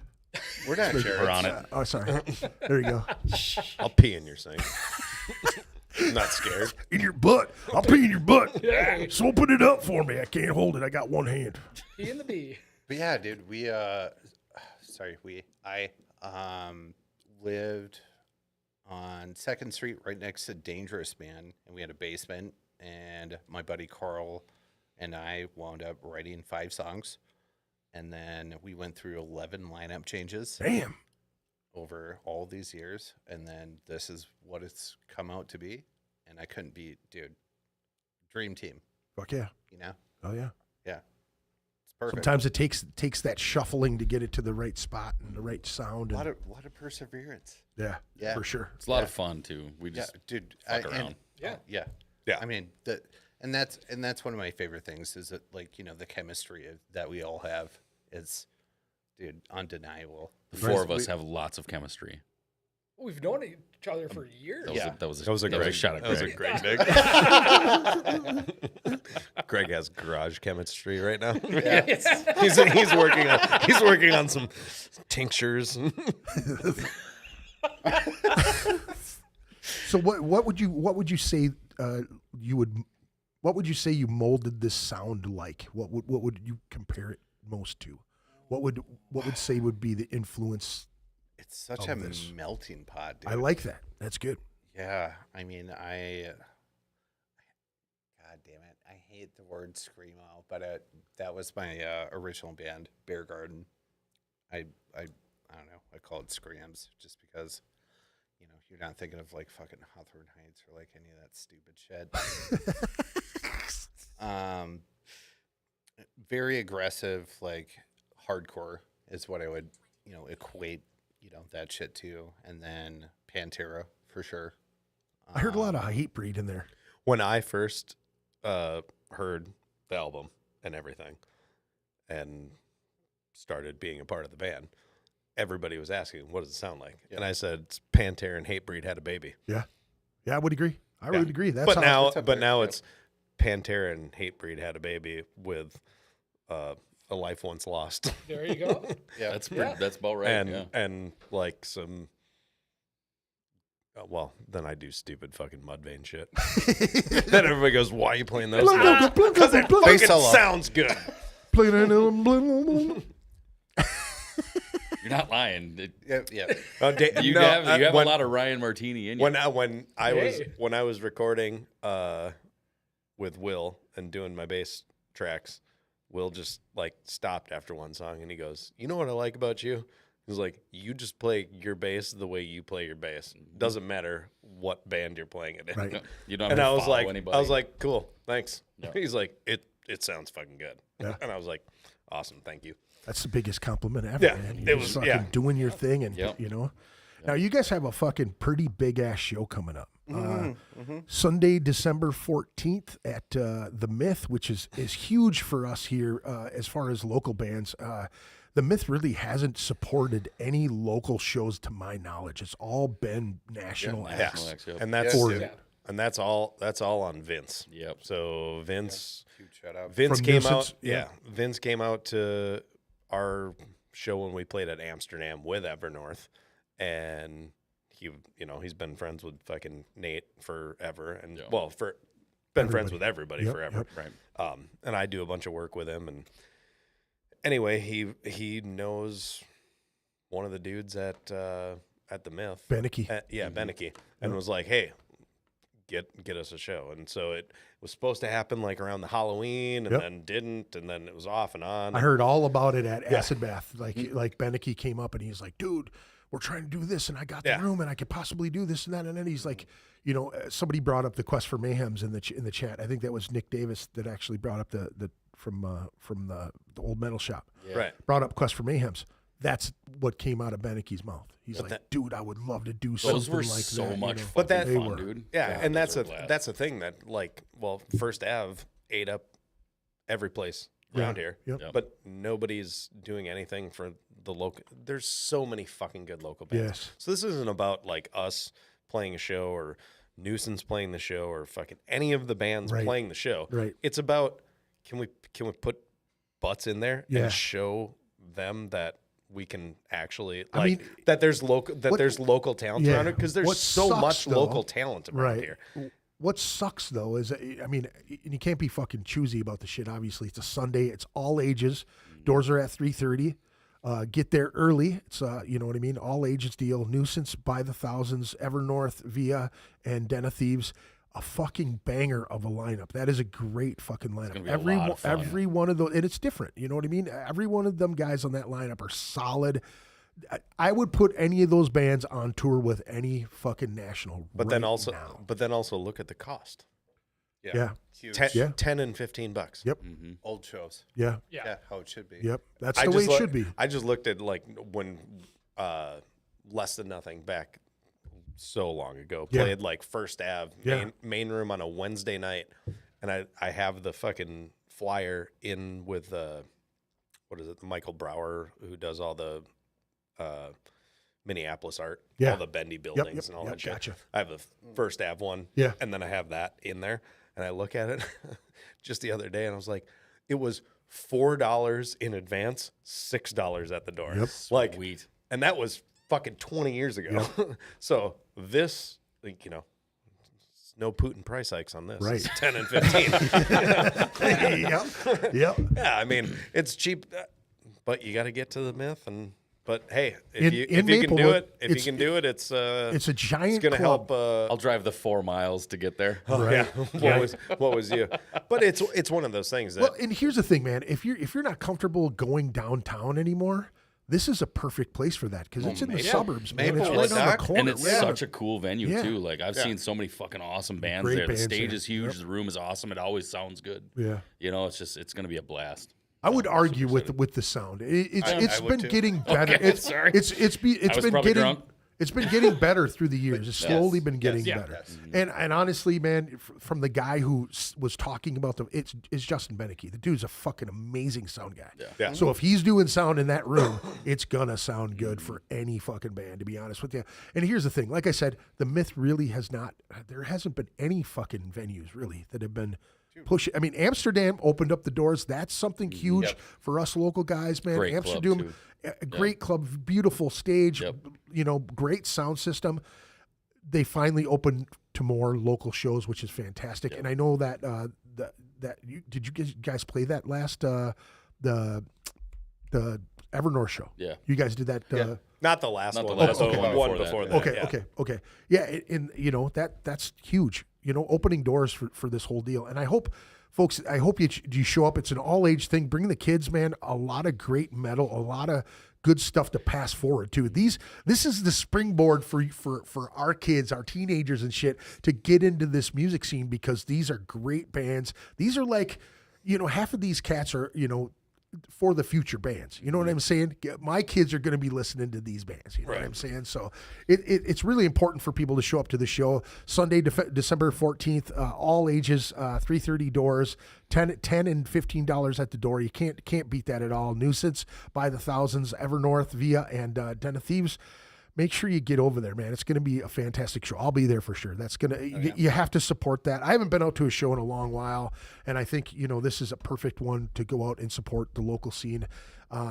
Again, this is a club that hasn't opened its doors for the local music scene. So For a hot minute, yeah. And you look at, you know, between St. Paul and Minneapolis, and all the venues that have closed over the years. Yeah. You know, you got Triple Rock, you got Station 4, Bedlam, you have Hexagon, Part fucking- Wolf, Hexagon. Box. and it's just the whiskey. Yeah. North Star, was it? Yeah, North Star closed. North Yeah. Star? Yep. Yeah. Well, I think now it's a It's just Mexican. like- It's a Mexican restaurant now, but Oh, let's go. we could still. Well, it's We can still Chinese bring our for, shit it was and just Chinese start for a little setting while up. next door. The big room was a Chinese place. I know that. If Yeah. we're talking about the same spot, but Yeah. But yeah, I mean, it's just like all the venues, man. It's lacking. You know? Yeah. We got to pick this shit back up. There's only a handful of them that do heavy metal music now. well, you know? and here's the thing, though, man. You know, it's whether they allow us in the venue or whatnot. There's a lot of talented musicians in this fucking music scene. Yeah. It's the folks out there that are watching these shows or hanging out with these bands to just go out and support them. Go there, pay the door, go in, fucking say what's up. You don't have to stay all fucking the whole time, but support this show. It's really imperative. Yeah. I mean, this is one of those venues that is big enough to have fantastic shows.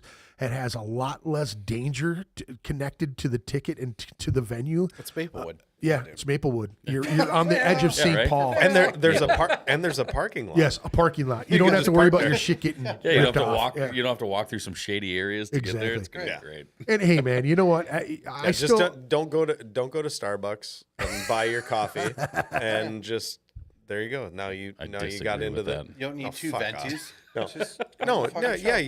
you don't need to buy a coffee for a day, and There's a that'll Starbucks get right you. across the street. bring the Oh, damn there's kids. a Starbucks everywhere. Taco Bell right across. Oh, the is there a street. Panakuchen Welcome over to there the show, still? Johnny. There was. I Oh, don't know it if was. it's- That's gone now. It's a Hannah, pizza who- ranch now. Son of a bitch. Yeah.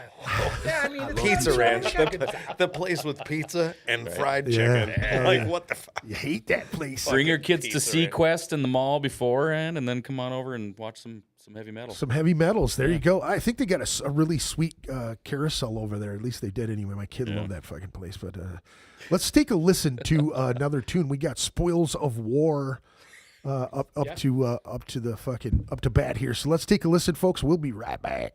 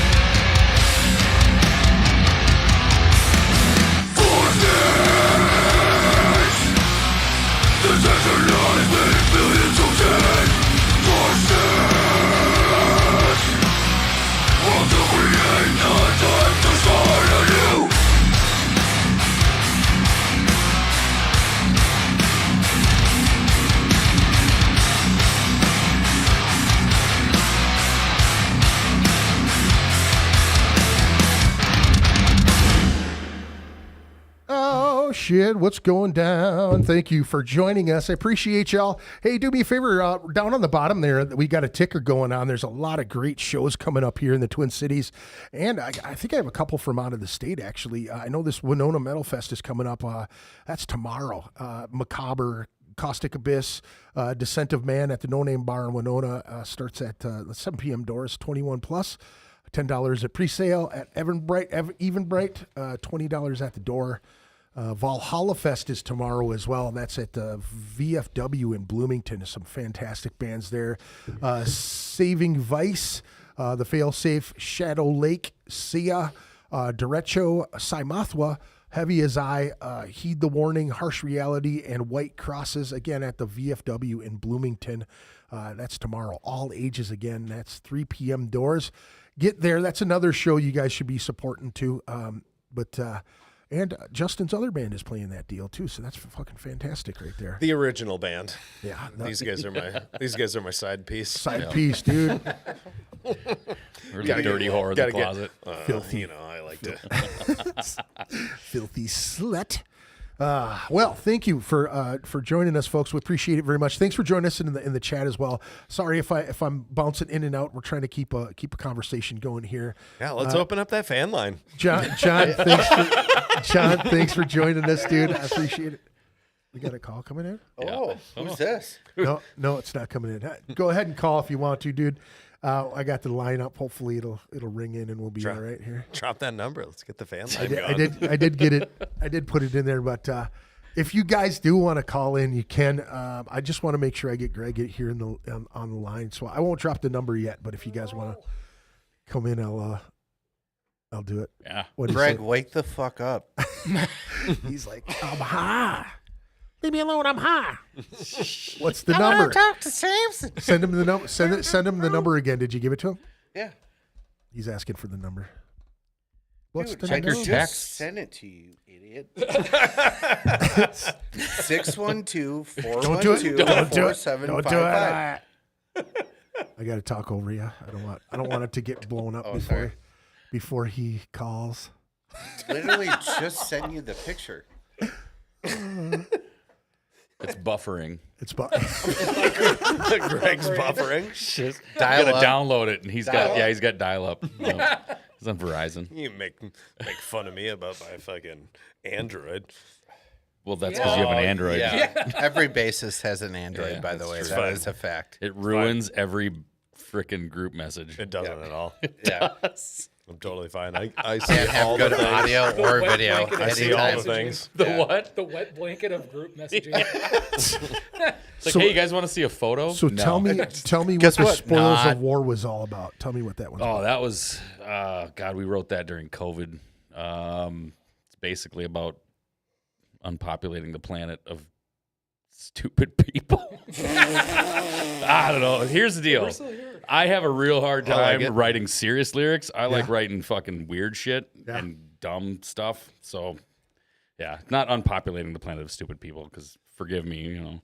But no, it was like, I don't know. Like, That's aggressive. it is aggressive.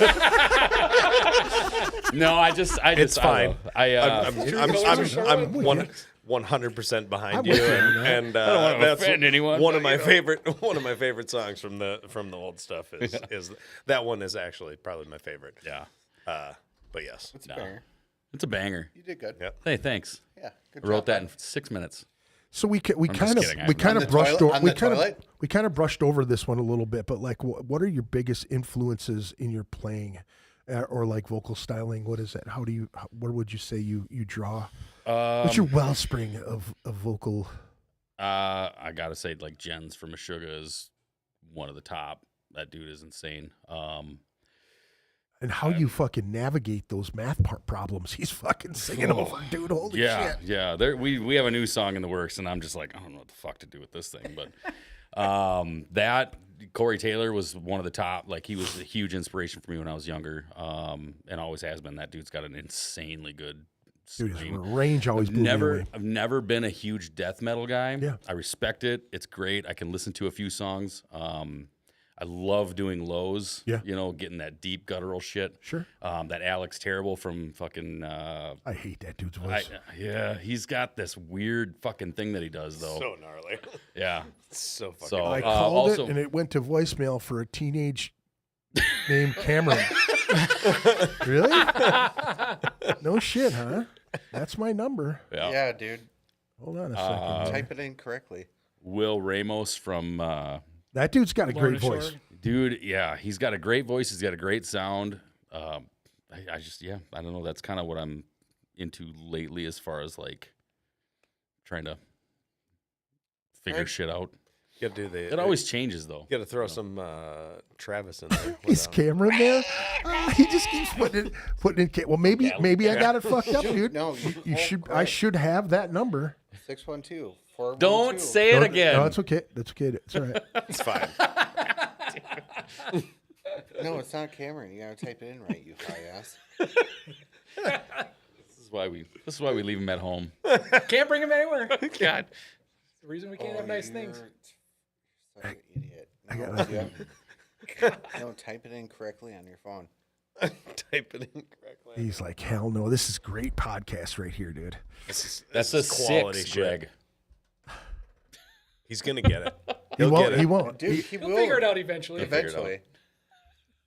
He wanted me to let you know that if that was verifiable. 612. I'll fucking call it myself. Well, hold on a second. Let me see your writing. Oh, hi, Cameron. Hi, Cameron. I mean, it seems 612. What is it? 412 412. 4755. We're gonna call Cameron real quick. Dude, hell Leave a yeah. voice Cameron, message. get up on it. Who's Right. Cameron? Be like, you're on. I don't even know what to say on that. I was gonna do some weird, stupid radio thing. That's not ringing. Weird. Well, I'll have to figure that out. I guess I fucking fucked that up. I no longer have a number. Well, don't call in the show. Sorry, Greg, you're out of this one. Yep, you're out of that one, buddy. Wait, Sorry. but he could call and you could put him on the speaker. You could do Put him- that. yeah, put him on. You put could him on- call him and put him Well, on the speaker if yeah, you want, you guys- or on the microphone if you want. Yeah, yeah. Well, put him on. Speaker phone. Put him on speakerphone. There you and, go. Oh, and, no. Don't do it And with my video phone. phone. Do it? No, but dude, this shit's old. And it's also like caked Oh, with and you're fucking bitching shit. about my fucking phone. You have an Android. It's an Android. To save the day. Dude, your Android have an ass. All right, let's finish going around the table. Actually, Yeah, as let's far as like continue the as conversation. far as influences in your playing, All right. if you would please. Who's playing? You're playing, Mine? yes, sir. You're next. in Oh, line. the usual. Everything.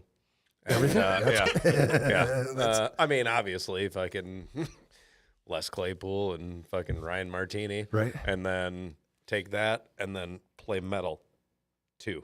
Yeah, So all of that. go faster, but also do funky shit. Yeah, That's There you go. That's always my goal. hell yeah, nothing wrong with that. Yeah. TS.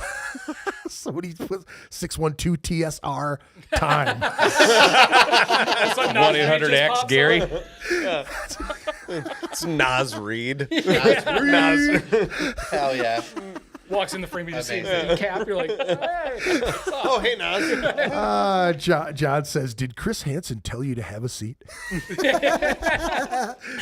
fuck no. Chris Hansen will never be anywhere I will be. Fucking. What the fuck is that shit? Go ahead, sir. I mean, you know, we'll just keep it going. Everything and anything. It's whatever pops up on my phone that day, but I get a kick out of finding stuff that shouldn't be heavy and making it heavy. Nice. Salt and pepper. Yeah. Down at band practice playing Push It. I fucking was hate like, when all of you a sudden I'm play Push noodling It. around. I'm like, Why? It's fun. but then you put Literally in like, every practice. Yeah. and you put a groove into it and you can make it heavy Yeah, and yeah. you can make it poppy and all that. Right. Like, I don't know. It's dumb stuff. Yeah. That's what makes it fun though. Sounds like the theme. Pretty The much. dumb stuff. We're just a like bunch of dumb kids doing dumb Oh, when we things. got together, we were like, this is not going to be serious. ever. No way. Well, that's- Maybe that's, a little bit. that's what it's all about, though, man. Having some fucking fun, right? Pretty serious about not being serious. Exactly. There you go. That's definitely a good thing to have right there, dude, for sure. To be serious about not being serious. How about you, sir? Green Day.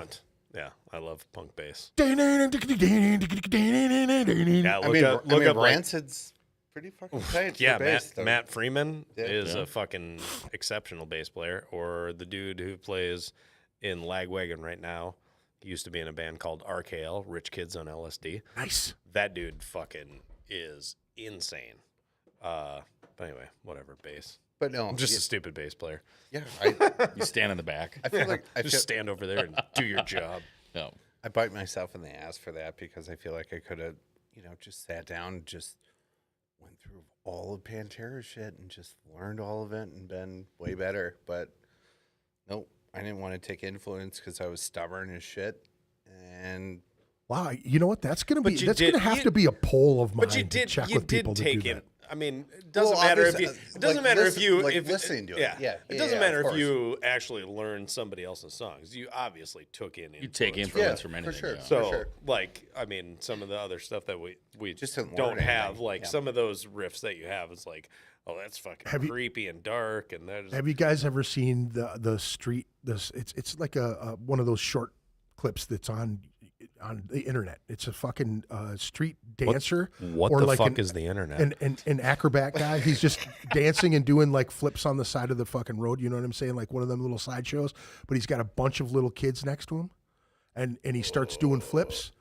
And basically, what it is that he shows these kids that whatever movement he's doing, these kids have no boundaries, so they have no idea what they can and can't do. So this guy's standing next to this And then little they break boy. their necks. The little kid, like literally, he sees the dude next to him just do a backflip, and the kid doesn't know his own thing and does a fucking backflip. Like literally looks at the dude and he just goes, whoop, and he lands it, and the guy who did the flip is about to catch this kid, and the kid lands it, and he looks around at the crowd, and everybody goes apeshit. But in that little lesson there is that once your mind knows that it is achievable, that's what I'm saying. Like if you're listening to Dimebag Darrell play this fucking, this riff, you're going to visualize that shit, and you're going to take it and move it to your own playing, right? You're going to be able to, I just saw a vocal coach do this shit the other day, and she had this crazy range. You know how those R&B singers can hold that vibrato and they can really nail it, okay? The people she's teaching, she does a quick rip, and does all these really sweet changes, right? Now, as she does those changes, the kid's trying to do it, and she says they get to the point and their voice cracks. Then she goes, okay, and she takes the sounds and goes, ah, ah, ah, ah, ah. And then all of a sudden, the student They figure it learns out. Let me figure out because when the time works. as soon as you see that it's possible, it's achievable. You know what I mean? That's where I think 'Kay. the stubbornness behind all of that. We works got well. we got Greg. Is he there? Yeah. Or did you hang up on him? Just hang up on it. I just could get. Please Jesus hang up. Christ, he was right there. You could just put it to Oh. your microphone. Oh, dude, no. He just said Cameron just answered.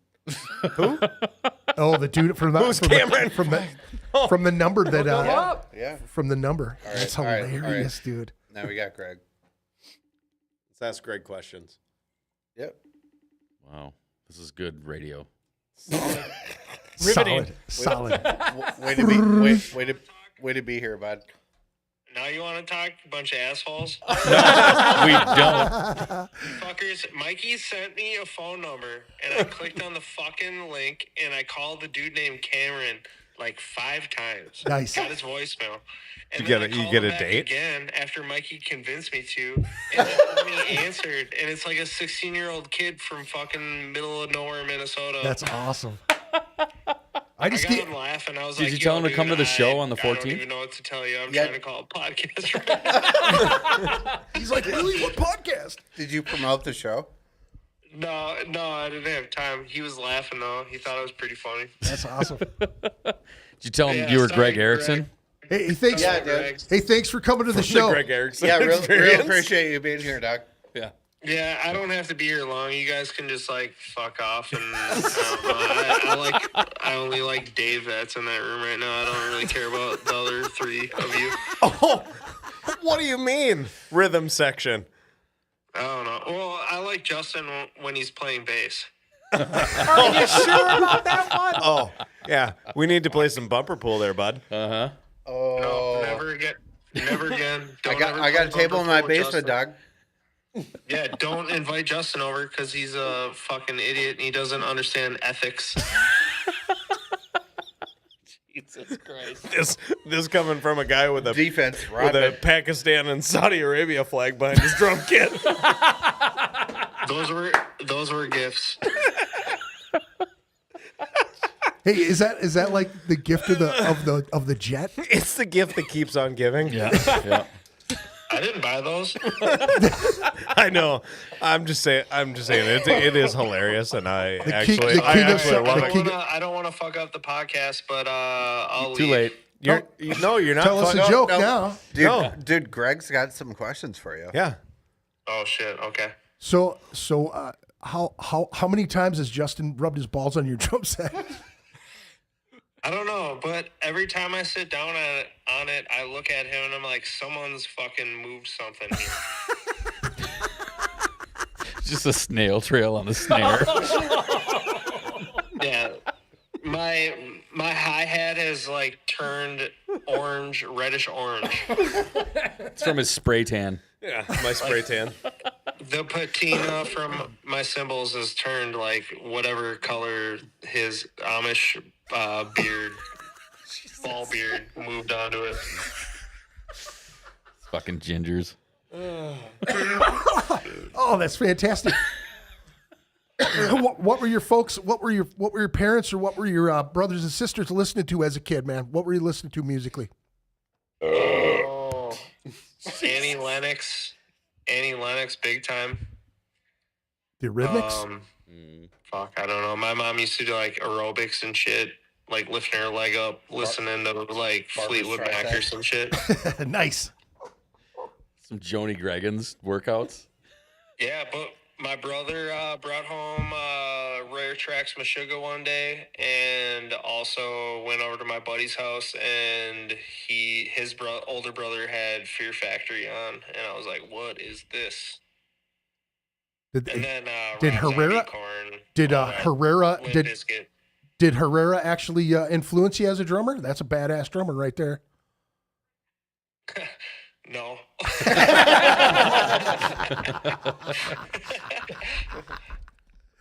Who does he play for? Fear Factory. Wow. Raymond Herrera. Oh, it was a drum machine.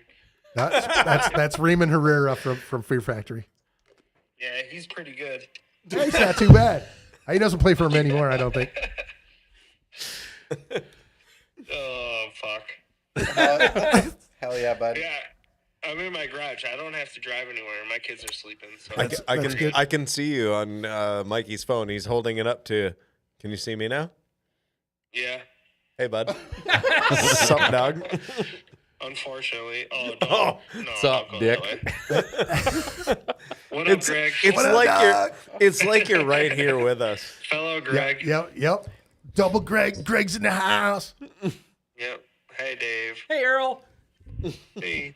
I can't imagine how many camo shorts are under that table right now. It's, Yeah, are you wearing camo right now? Let me check. No, keep your pants on. dude, put the thong away. What the fuck? No. So we all show up here and all of us are wearing camo hats. Yeah. Yeah. So John, your the answer to your question, And John, none of- was it's all hats, not below the Yep. below the table. That's what's great None of us about it. actually wear underwear either, so you know. Except for Greg, he's got that camo thong on right now. Oh, that's right. Yeah. Yeah. It's a banana hammock. I got Check. fucking Can't see it anyway. The old Crazy butt shit. claws. Check your camo thong. I checked it. The nanner hammock. Yeah. All right, boys. Well, I don't want to interrupt anything. Well, thanks for Well, interrupting. you're not interrupting at all. No. What do you have anything else important to say? Greg still has more questions for you, so. Oh, ask me a question. Jeez. Who? When did you start drumming? Did you start drumming at a young age, or was it kind of a later start? Dave and I were actually both guitar players in our first band out of high school, and we were called Dismal. Nice. We thought it was pronounced Dismal, which was kind of funny. Because you both don't know how to read. Yeah, We're dumb. Trent, White bear math. White Bear. Trent went to high yeah, school with reading. us. He's obviously an amazing guitar player. He was all homies with us when we were skating and shit. So I ended up just like buying a drum set and starting playing drums with Trent and stuff back in the day. So it was just by chance. Nice. We played it in a band. I played guitar in the band. Chris was a good drummer, and just kind of watched him and learned from him. So, Nice. Badass, man. Yeah. That's good crazy. time. We all went to White Bear Lake. I went to White Bear as Are well. you serious? Yeah. Holy shit. I was supposed to graduate in 91. Yeah. You know, I'll ask you later. Yeah. You went to White Bear Lake, Greg? Yeah. That's crazy. Yeah, I small did too. world. Yeah, right? The I lived mecca of in metal. Venice Heights. I lived right off of 694 and fucking what is it? Rice Street. No shit. Yeah, it's right on the border Wow. of Roseville and Little Canada right there. Nice. So that's where I went was White Bear Lake. So when you said North Campus, like running around in the just- basement, in the I was like, circles. that was my fucking wrestling. Just That was you my and wrestling me, practice. not White Every Bear fucking. Lake. The Yeah. circles. You're the only kinda two. funny. Well, Tight. I didn't go to school there, but That's funny. I'm from. I don't lived think there you for ever went to 20 school. Years. That's crazy, man. That's White cool. Bear Lake. the mecca Small of metal. world, dude. White Yeah. bear, white Oh, bear yeah. metal. Yep. The fucking big bear town, dude. We got a gazebo and a lake. Yeah. Yeah. Yep. Man, we should rent out the White Bear Bar one of these nights and just whoop it up. Are you high? Can you Yes. rent the White Bear Bar? Hey, I know the owner. I know TJ Ricky pretty good. Yeah, all Went to right. school There with you him. go. I wanted do to it. bang his sister when we were kids. Oh wait, we're on air. Well, thanks for joining us, man. Appreciate it. Yeah, man. I'll let you guys go. You guys have a good time. Bye, Greg. Later, dude. Bye, guys. Greg. Later, buddy. Love ya. Hugs and tugs. Nice. Hugs and tugs. So I kind of wanted to bring up something that's a little fucking weird. I'm sure you guys have heard of American Head Charge, yeah? Yep. Yes. Did you guys happen to see the soft white underbelly this week? 100%. Yeah. Yeah. I How did it organically, or did it just pop up in your feed and you're like, what the fuck? Talk, Justin. Got it. Words are It was my birthday weekend, so my wife made me a bunch of deviled eggs with bacon and jalapenos, and then I had tacos and all Diarrhea. that stuff. And literally, I woke up at 3 a.m. and super bad belly.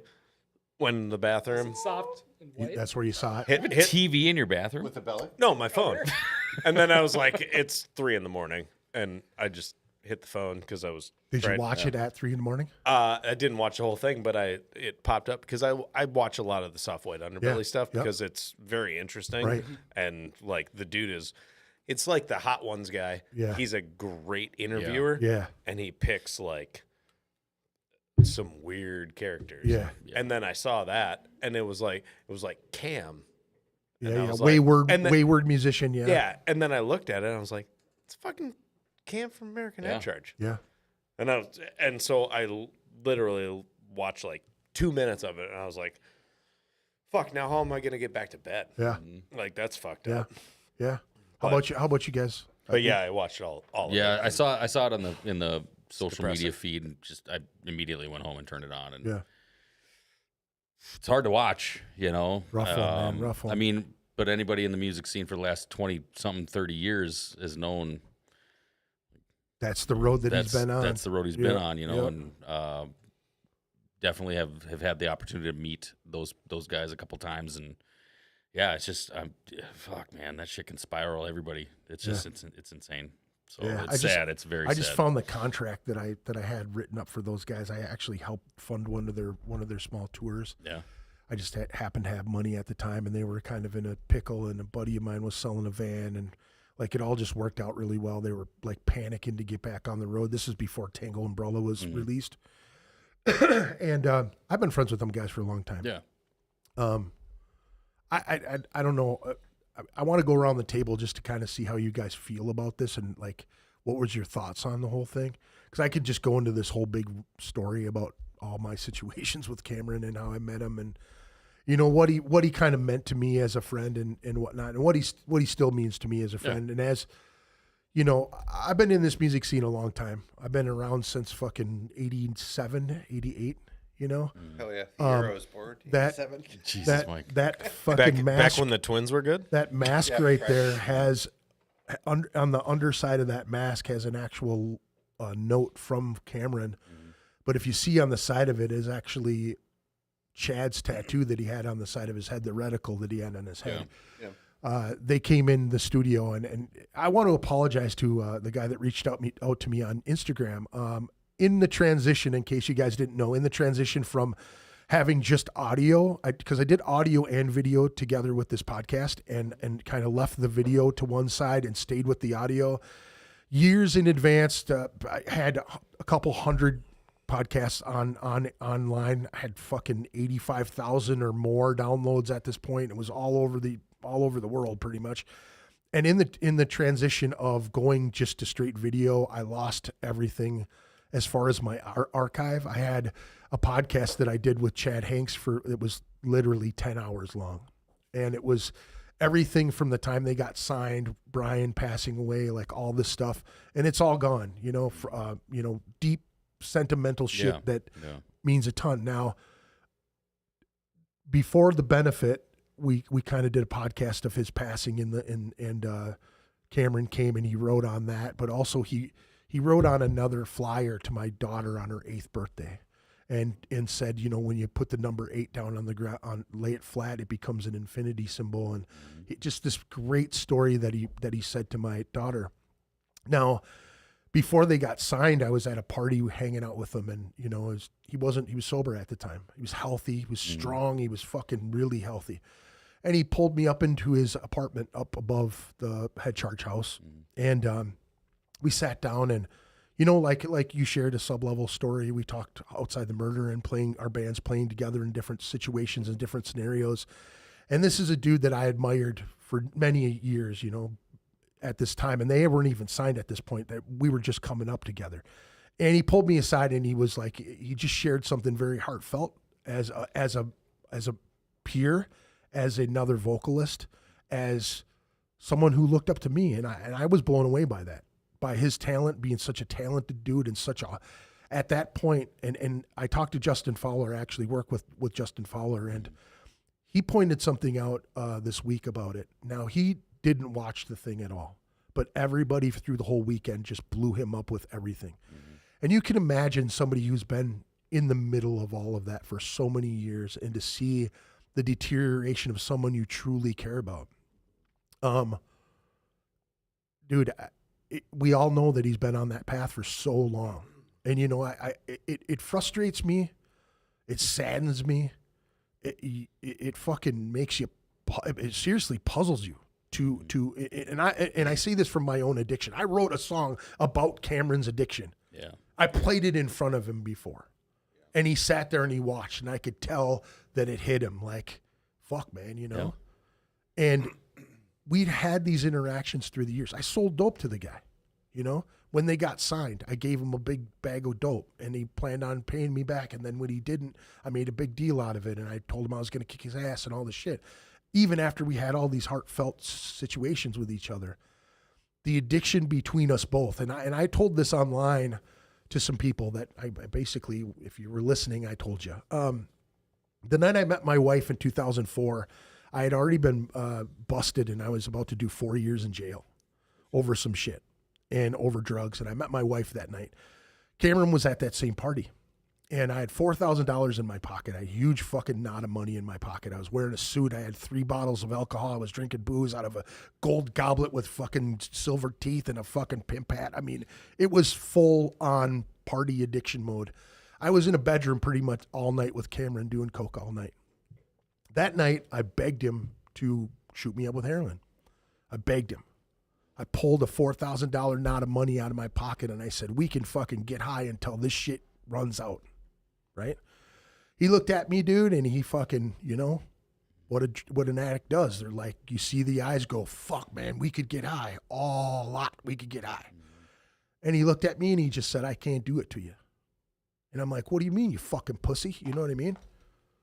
And I see that video of my friend and the dude that I, you know, came up with as you know, it's a second incarnation of the music scene for me. You know, it's from the Necromus days to the Sublevel days, and that's when things were really going well for all of us around here.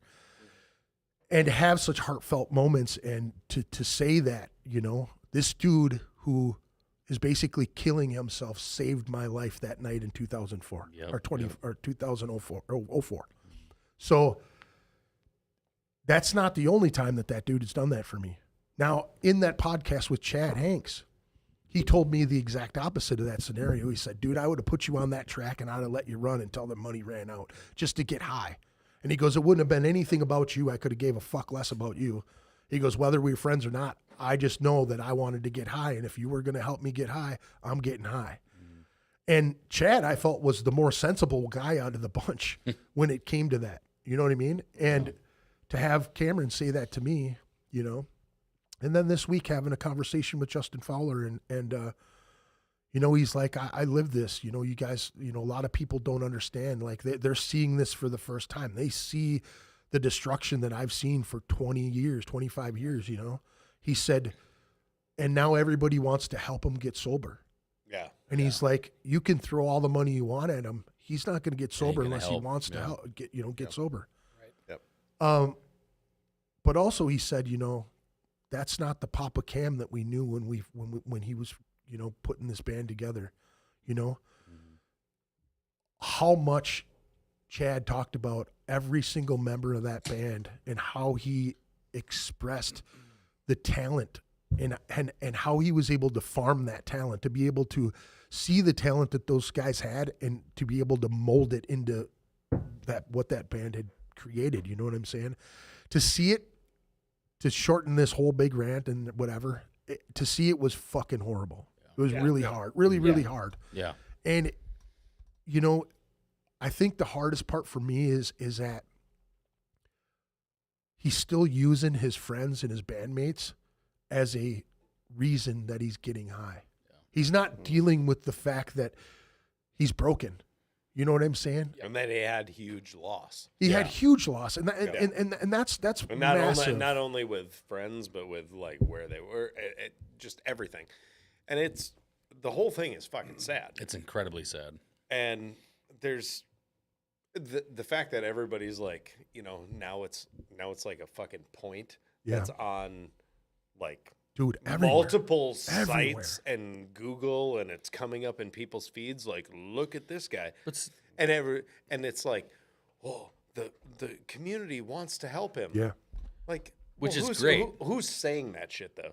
Because Like, Well, and here's the thing: is that when when that video popped off, there were multiple people because they all knew we came up together. You know what I'm saying? right. So the people who haven't had a touch with the music scene in so many years, even people that are fringy that are playing in cover bands now that used to be knee deep in our scene back then, like they're reaching out and saying, "Dude, have you seen this video?" Friends that have children that haven't been involved. I mean, I know people that were involved with record labels who are sending me shit going, Greg, this is the hardest thing I've ever had to see. And it's like, I told Justin just the other day, I'm like, dude, when we were practicing for that fucking benefit show, he was nowhere to be found for 45 fucking minutes while we're all sitting there and everybody's putting their stuff together and they're playing these songs. And he comes in, dude, and he barely could stay awake. But when the music, this is what's crazy about that interview, is that he expresses what music really is to him. And when you see it firsthand, to watch a guy slumping over in a chair, half asleep. But when the music hits and this dude turns it on, it is like no other, dude. It's that thing that you always thought, like Trent Reznor and all of the amazing musicians that that have dabbled in heroin have this heightened sense of feeling in their music that is like it attaches to you. It literally, when you listen to it, it attaches to your sensors. It's like when you take heroin, it dulls all of the sense in your body. Like when you're coming off of it, it makes you so sick, and like touching you makes you fucking hurt. I feel like all of that shit they lose as musicians, they put it out into the world and everybody feels it. Because all of those heroin junkies and all them fucking junkies, they have a tap into that sensory of that music. I don't know what the fuck it is, man, but watching that dude come from the bathroom for 45 minutes, sit down and just be like this, and then that music come on, and watching him light up like that, dude. Wake up. But dude, he didn't miss a beat. And when somebody else was off, he was, when your guys miss something and you look over and you know where you're at and they may be lost, but somehow you find your way. This dude was able to just kind of every little nuance, dude, he was like, looking around the room, and it was like it made you want to get to that next level, dude. Like, for him to ask me to sing a song with him, I never thought he'd ever ask me, ever. You know what I'm saying? Yeah. But for him to ask that, like, he's done so many things for me in just musically to give love back. That's it, I used to hate them fuckers. I used to hate them. I used to thought they were some of the most arrogant fucking assholes that I ever were in the music scene. I thought they were dicks. And then I got to really see what it was about, and that they were all about the business. And then it wasn't about this fucking music scene here. It was about exploding. Yeah. And he said it in that thing. He was like, we didn't want to be big fish in a little pond. We wanted to be big fish. They wanted to be the big guys in the little pond. They didn't want to be a small fish in a big pond. I did like that. Sorry, I'm far away. No, I did kind of enjoy like that aspect of like him saying that sort of thing. Yeah. Was fucking very pertinent to like any situation that you're working. Yeah. It was like, well, no, I want to be the guy. Yeah. And so, okay, go find the place where you can be the guy. Yeah. And that was the fact that he still has like those wits about him. So if everybody wants to fucking save him, then fucking somebody go scoop him up and take him to a fucking facility and put him in there for a fucking year. He talked about that's the thing. He's done it before. That's what I mean. That's how. Yeah, but he's done it for a little bit. Yeah. And then back out and did all right and whatever. I mean, there was even a story. If ICE can scoop up fucking random workers at fucking Home Depot, somebody can scoop up Cameron and fucking throw him in fucking. Well, there was a story this week that kind of popped up that people were saying, that this whole help him thing is a little too late. Like, someone was telling me a story about him getting jumped in that park that he lives in, and that that's why he sits the way he sits now, is because he got bashed with a hammer. Somebody attacked him with a hammer, and he got knocked out teeth. And like, there's things that we don't know that's happened to this dude. Well, you know what I'm saying? Like, you shouldn't. Yeah. I mean, well, right, but also like you shouldn't be in Skid Row. Yeah. Well, yeah. I mean, some people can't help it, but yeah. Right. But he got there. But also, but who knew where he was until now? People did. People did. I'm sure People people did did, know. but the basic general fan base had no idea. No clue. Dude, I've seen American Head Charge more than any band. Yeah. Out of everybody I've ever seen, and I've had the opportunity to chat with them and hang out with them and whatnot. And I never I knew, but I never experienced that. But I mean, after they disbanded, I had no idea where anybody else went. Yeah. And to see that it makes you incredibly sad watching one of your heroes just completely fall from grace. But yeah, I mean it's tough to watch, and if it doesn't wake people up, I don't know what will. Yeah. But I don't know.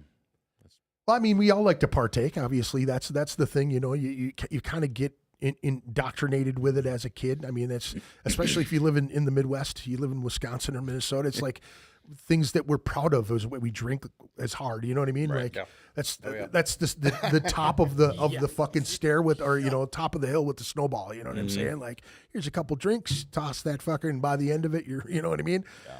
It's kind of crazy. I look back at some of the things that I've accomplished and the kind of things that I've done drug wise, and again, dodging a bullet with that, and I look back 21 years later with my wife and children and grandchildren and go, holy fuck, man. Right. And you're thankful every day that you didn't go down that path. Yeah. But I was trying. I was trying, man, and I wanted him to be my tour guide, man. And you look, you see where he's at, and I've had some amazing, spiritual conversations with that dude. He's a very enlightened dude. He has so much knowledge about so much different shit. He's incredibly smart, dude. He's always been a smart dude. And some of the smartest motherfuckers I know are some of the dumbest people I know too. Seriously though, you know what I mean? It's like idiot savants. They can't, Greg. It's sometimes you can't you literally Not you. you can't judge sometimes. You know what I'm saying? Like, it's like they he said it in the interview. It's like he's always been drawn to the dark side. He's always been for how strung out he is in that interview. Yeah, he was pretty well spoken. Yeah, absolutely. Like he went through all the stories. Like, granted, it took a little bit to get there, coaxing. Yeah, and also like finding his words. Well, but he also found his words. Yeah, he took pauses, and so I mean. He's still there. I guess there's hope. He's still there. I mean, still there. Yeah, like I said, somebody's got to go just kidnap him and slap him in somewhere. And I really do hope that somebody's able to finally click it and pull him out of that just fucking terrible black hole lifestyle. Yeah. And I would really love to see it stick because he is incredibly talented. His lyrics are fucking crazy. I've always been a huge fan of just him in general and his lyrics, the music for sure. God, yeah, it's hard to watch. But you see, there's so many people that go down that road. Like your heroes, everyone here in this room has a hero or an inspiration that has just went completely off the end and off the rails and just either died or it just can't come out of it or whatever. And it's very hard to watch. Well, let me ask you guys that. What out of all these years that you've been partaking or abusing or having fun with substances, what has reeled you back from what could possibly? I always feel like you're 5 bad decisions away from fucking your entire life up anyways. You know what I'm saying? Seriously, like you could really go off the fucking rails real quick. I'll be honest. I've only done weed and mushrooms. I've never done anything else. I've never done coke. Never done heroin. I've never done acid, and it was for a reason. When I lived in when I was growing up, we went to this pool hall, and a buddy of mine that I was with wanted to get some acid, and we were in 10th grade. And some 8th grade girl came up to him one day and she's like, "Oh, I hear you want some acid." And he's like, "Yeah." She's like, "I'll go home and make some." He's like, "Cool." And I was like, "Are you fucking serious? Like, what the fuck? The fuck are you talking? Like, you don't just make it at in your kitchen." He's like, "Yeah, let's fuck yeah, I'll bring you $50 tomorrow." And ever since then, I was like, I'll never do that shit, you know? Right. And I've never had that. I've never had that draw. I've never wanted to do heroin. I've never wanted to do coke. I've never wanted to do acid for that reason in particular. Fucking do love smoking some weed every now and then, you know, but Yeah, I've never had that addictive personality. I mean, I drink some beers, and that's about it for me personally. Well, that's good, So, man. Yeah. That's good. Now, do you think it was your folks that kind of kept you on kept you on the hell rail no. when it came to that? Your folks? Did your folks like to my folks? party? My parents were hippies, man. They I don't know a whole lot about their past or whatever. They split up when I was 1, but yeah, I mean, it was just I don't know. I'm just always curious, like what really anchors people when it comes to that shit.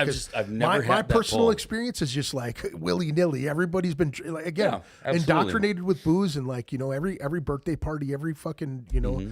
It started with booze, and then it like my mom and my uncles and everybody smoked weed, so it was like and she dated black guys, and they loved it. The Rastafarians, man, they all smoke weed. Right? It's religion for black folks, man. It really is, man. It's not. I don't know. There's something about There's weed smoking white folks, and then there's weed smoking black folks, and they wake up and they're like, oh hell yeah, they don't give a shit. You know what I mean? They could reek like weed, and they're just waiting for you to say something to them. My you dad, talking about whitey? I'll smoke what I want. Right.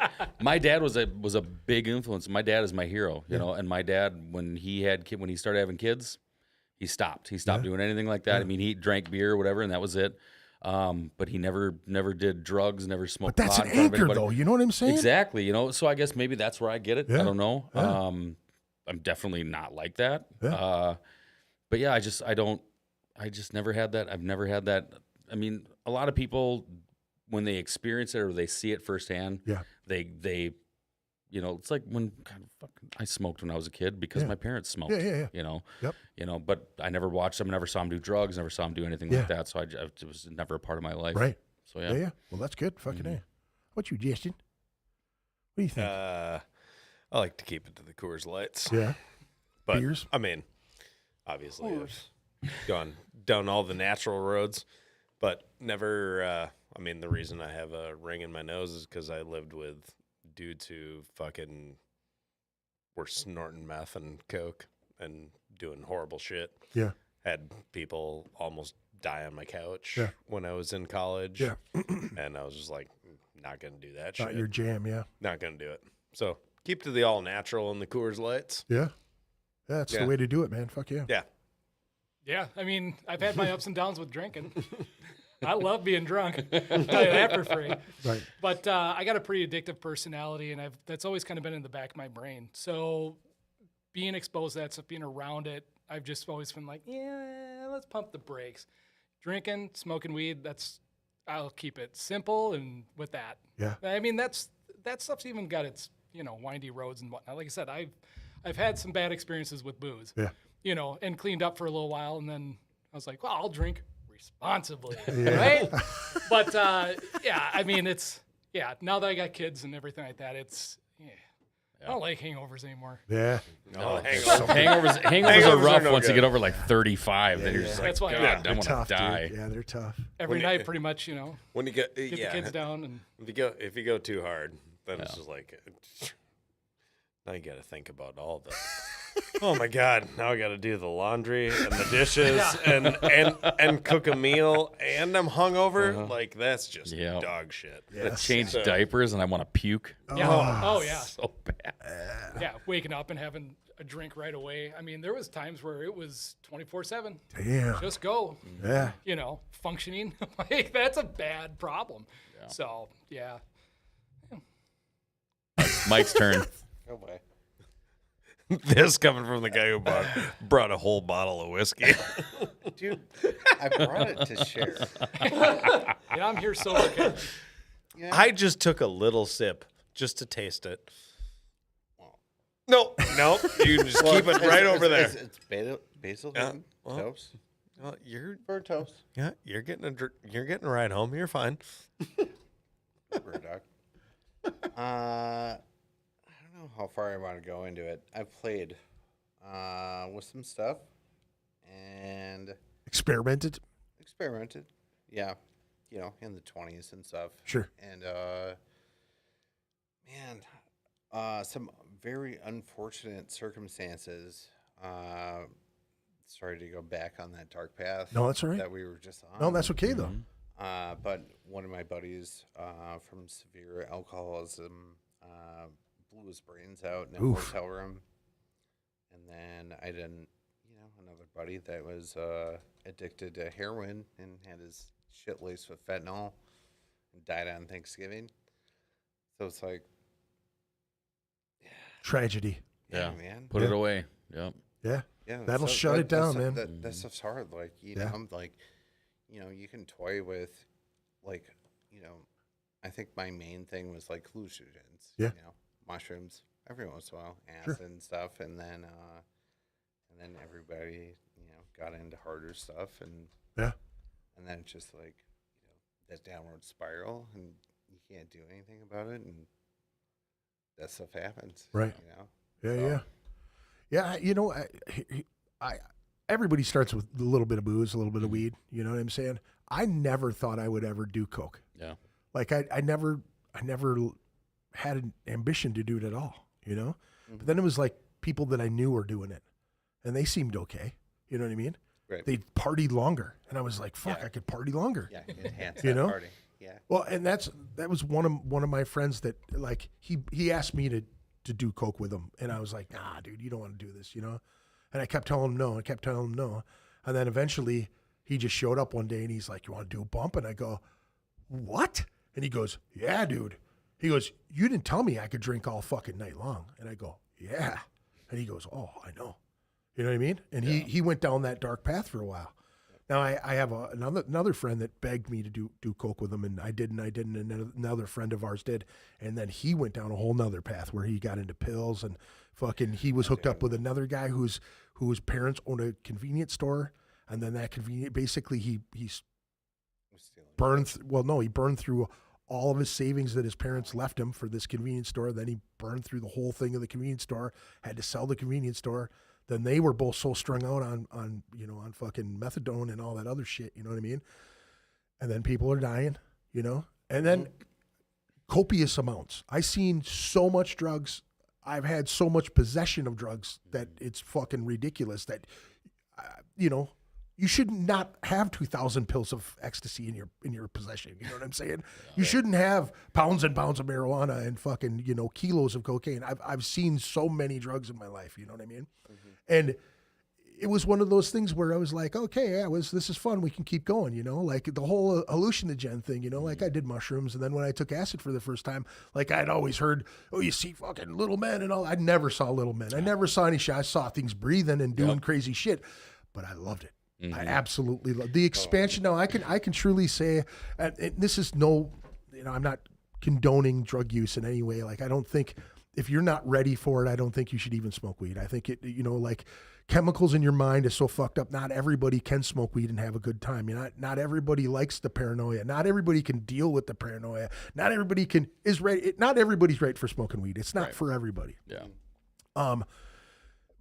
But it spirals into other things. You want to try other things. You know what I'm saying? With the LSD, man, it was like I heard all this crazy shit like I'm going to be jumping off of buildings, and when I didn't, I was like, oh, you people are just weak as fuck, is what I thought. That's what I thought. When I took acid, and I was like, okay, I'm in control, and I've seen everybody around me. Now, I've been on 5, 6, 7 hits. I've seen people just totally lose their fucking mind on one hit of acid. Now, when I was able to navigate that, that's when I was like, I don't think everybody knows what the fuck they're talking about when it comes to drugs. So then it gave 100%. it opened the door for cocaine. And then I was like, I did it and everything was numb. And then all of a sudden I could drink for fucking days. And then it was like, and here's the thing is like, I wasn't an everyday user. I was the guy who didn't work, but I sold enough drugs to keep going. And so here's the thing is like, one of the buddies would be like, yo, it's somebody's birthday. Let's go out on a fucking Wednesday. And then Thursday would come and I'd go, I'm not going to work. Fuck work. Let's go party another day. Then we hit Friday and then it goes to the weekend. And then Monday you're looking for a new job. You know what I'm saying? Right. That was the scenario. And then you get into music and then you start thinking, how can I supply I got to buy a PA. I got to do this. And then the fast money comes. I equate it to being a stripper for men. Because it really is. The money is so fucking easy and so fast, right? You're caught up in it, right? I couldn't get out of the street. I went to jail in 2004 after getting busted with a fucking ounce of cocaine. I had 4 years hanging over my head. Did 6 months. Everybody thought I ratted on them. I got no friends. Everybody left me because they were all getting high with me. That was it. No fucking friends. That was one of the things, right? The drugs, the consequences, the bullshit, all the shit, you know what I mean? The only thing that kept me from going over the fucking edge was my friends. That was it. I didn't want to fucking leave the party. You know what I'm saying? I didn't want to leave the party. 100%. It was like I just added fuel to it. You know, you get into pills. I mean, I tried fucking everything. I did everything other than heroin. You know what I'm saying? That was like I've done Dilaudid and pills and fucking this and that and the other fucking. You know what I mean? I've done it all except for heroin. That was the one thing. And the one guy. Every time I heard anybody talk about it, they say it's like a warm blanket. Put a warm blanket on. You know when you pull it out of the dryer and you put it on and it's like you chase it the whole time. Best. That right there was the thing where I was like, nope, because I got the addictive personality. I already knew it. I was just like, I better not ever do this. I have lots of blankets and a dryer. Yeah. So I'll just do that. Exactly. Right. Well, Let's if that's do that the and- achievement, do that I'm and, saving lots of money too. Do that. Right? Yeah, and you ain't do- going to jail or anything. You know, it's great. Yeah, do that in a 10 milligram drink and I'm good. Yeah. Yeah. So yeah, man, to see that shit with Cameron was really fucking rough this week, to say the least. And man, I hope anybody that's out there fucking around, like, obviously you're gonna mess with shit. Just be careful, man. It really is. You can't even do both these days, man. It's fucking fixed with fucking fentanyl or something else, man. You hear people dying over that shit. There's That was that. Not to No, go ahead. not to elongate No, the no, conversation anymore, but the fact that he was like, fentanyl saved him. Never thought I would get sa- off heroin. Fentanyl saved him because Yeah. he's not doing heroin anymore. I'm like, dude, Yeah. Jesus Christ. And this is why I love that that Mark how dude deeper- who runs that Yeah, soft white soft white underbelly, underbelly. because he basically was, you know, he shot at him what he needed to hear. Like, do you think the drugs might have been the fucking problem? And he's like, obviously, Yeah. you know, yeah. but it's like the, Oh, that the guy psychosis of it, man. That guy doesn't cut corners with his No, questions, no. and it's awesome watching. I mean, like I said, soft white underbelly and hot ones. Those two dudes are like how do you probably here's- the best interviewers Here's of my everyone. question though. Do you think that he was just in a commune of people in Skid Row, and somebody said, "Hey, that's that dude from that band," and the dude's like, "What are you talking about?" And they go, "Yeah, you got to hear this dude's story." That's where I imagine it. That guy just walks. And I heard that. I knew He that. walks around. He gives And I knew gives that. people food, Right. money, And I heard that. Yep, drink, yep. everything. But all- that's the thing that I'm curious then about. he meets all these somebody random else, people. Did somebody else random like say to him like, Say, hey, you that's got to go dude talk from-" to Cameron Yeah, down there. Maybe. Because, maybe. Who knows? That's I don't know. crazy, man. Yeah. Such But a crazy that guy scenario. is out there. Like, you ever watch the one where, I mean, we're probably getting on pretty long here, but The Whitakers? yeah, The Whitakers are fucked up. Dude, three of them are gone. Yeah. I just read today, as a matter of fact, like three of those People- three people in that family are like gone. Somebody came and said, "Come with us," and they have no idea where they went. Whoa, Yeah, dude. it's sad. They're trying to mate him. They're trying to stud him out, dude. That's right. That's the Yeah. deal. Let's get it. We need some new circus folks, dude. That's the deal right there. We want the fucking. Who wants the lobster dude? I was just gonna say that. Yeah. Amazing barking lobster boy. You know? That was, dude. I remember watching that for the first time. I was like, oh, Yeah, Jesus dude. fucking Christ, this is Dude, that's like generations of fucking inbred shit. it's a dude. it takes, from what I've read. No, it takes fucking years, It's like a generations lot. to get that. Yeah. Oh my god, Yeah. that's just bad. But that dude, like I said, He's you very watch, good. you watch all, like, he goes through the gambit of Yeah. just interesting, weird, dark pockets of society. Yeah. Yeah. And it's nobody else is doing it. It's interesting to watch for sure. Our news isn't doing it. Right. Our news isn't really showing you like what really dark is. Yeah. They're just Yeah. feeding you with fucking whatever. But Yeah, it's crazy shit, man. Yeah. Crazy shit. Well, I do want to touch on your show one more time. I want to touch your show one more time here. December 14th at the Myth in Maplewood, Minnesota. All ages, 3:30 doors, 4:30 music. Under 18, $10. Over 18, $15. Nuisance by the thousands. Evernorth via and the fellas from Thieves. Yeah, we're all be there early. hell We're fast yeah. and first. Yep. Fast gonna and be fun. Furious. Fast We're and gonna set Furious. the bar. Yeah. Yeah, the bar. Bring your kids, bring your grandkids. Yeah, it's gonna be bring your great. kids, bring your your- grandma. Yeah, ooh, Love to grandma, meet her. dude. Wow. Dude. Yeah. Oh, yeah. Can gilfs they, in there. Can you? Would you offer up any merch for a granny? If you Come bring up? your grandma, yeah, well, Oh, dude. yeah, Yeah. we Deck got her out. Yeah, absolutely. Anyone who's a grandma gets a free shirt. Yep. Damn, that's dangerous right there. You're gonna get a whole Dude. fucking line of gilfs ready to go, dude. We right don't there. care. We need to get rid of our merch. We need to buy more shit. That's awesome. Just dude. get rid of our shit. Oh, that's Yeah, fantastic. you'll get something for free if you're a grandma. Yeah. Yeah. And your grandson. But you got to show ID. Or You have to be daughter. born before 1960. You just have to bring a kid up who says, "That's just my kidding. I grandma." know. There you go. That's Yeah. that's If it. you bring a kid up who Mikey says, got "That's my offended. grandma," That's fucking awesome, dude. I met a 42-year-old that was a patient today that was a grandma. I was like, holy shit. Was she smokestack? Yeah. Was she what? Nothing. Was she hot? That's Yes, what he's look. asking. Not bad. Not bad. There you go. Would you? my head is hot. Oh, So I start to shave it. All right, fellas. Thank you very much for coming in. We got one more tune. We got Judge Judy and Executioner. That's fucking a fantastic name. I love that. Who and came it's up- literally about Judge Judy. Is it? Yeah. I've had like three She's friends that have fucking been scary. on Judge Judy. You what? I've had like three friends that have been on three friends that have been on Judge Judy. That's ridiculous. Oh, shit. Oh yeah. Nice. One guy was arguing with some chick he was dating. It was fucking hilarious. He's just talking shit to Judge Judy. You know how hard she is. Oh yeah, mister. Yeah, You know, just yeah. getting pissed. Yeah. Oh, yeah. that was- She calls you out. She wanted She to doesn't throw fuck his around. ass out quick, dude. It's so funny. Watching it and have him like give you the play by, dude. She was a bitch, dude. That type of shit. It's so Absolutely. funny, man. It's so fucking great. terrifying. Oh yeah. Oh yeah. For You a guys want to tiny shout out anybody? You want to say to anybody, or you want to? I want to say thanks to Vince for putting this show at the Myth together, man. This is going to be a blast. Thank We're gonna you, have a lot Vinny. of fun. Yeah. Daka. Well, Vince, you're kind of a weirdo, but whatever.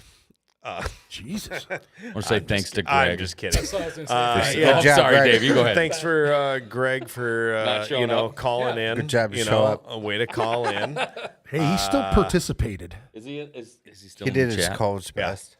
I haven't seen him in the chat for a little bit. What a pussy. Yeah, I was just going to say, Greg. Thanks, Greg, for showing up. Sorry, All the support. Same page. Thanks, Greg. Good job. Put it on your calendar. Fucking Greg.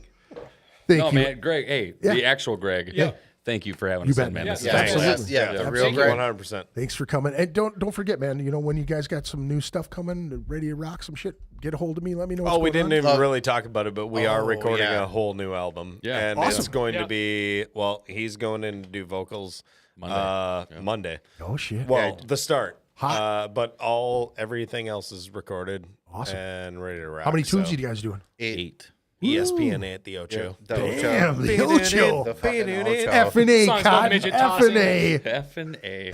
Yeah. It's a bold strategy, Cotton. Let's see if it works. Fantastic. Thanks, Yeah. folks, for joining us. Appreciate y'all very much. Check us out next week. Fucking Black Friday with Inhuman Scourge. So tune in. They Our practice neighbors. right down the hall. Right Those down the guys hall. rip. Hell yeah, they fucking crush. Yeah. All right, yeah. boys. Thank you very much. Y'all have a good evening. Peace out. Nailed it. Yeah, you.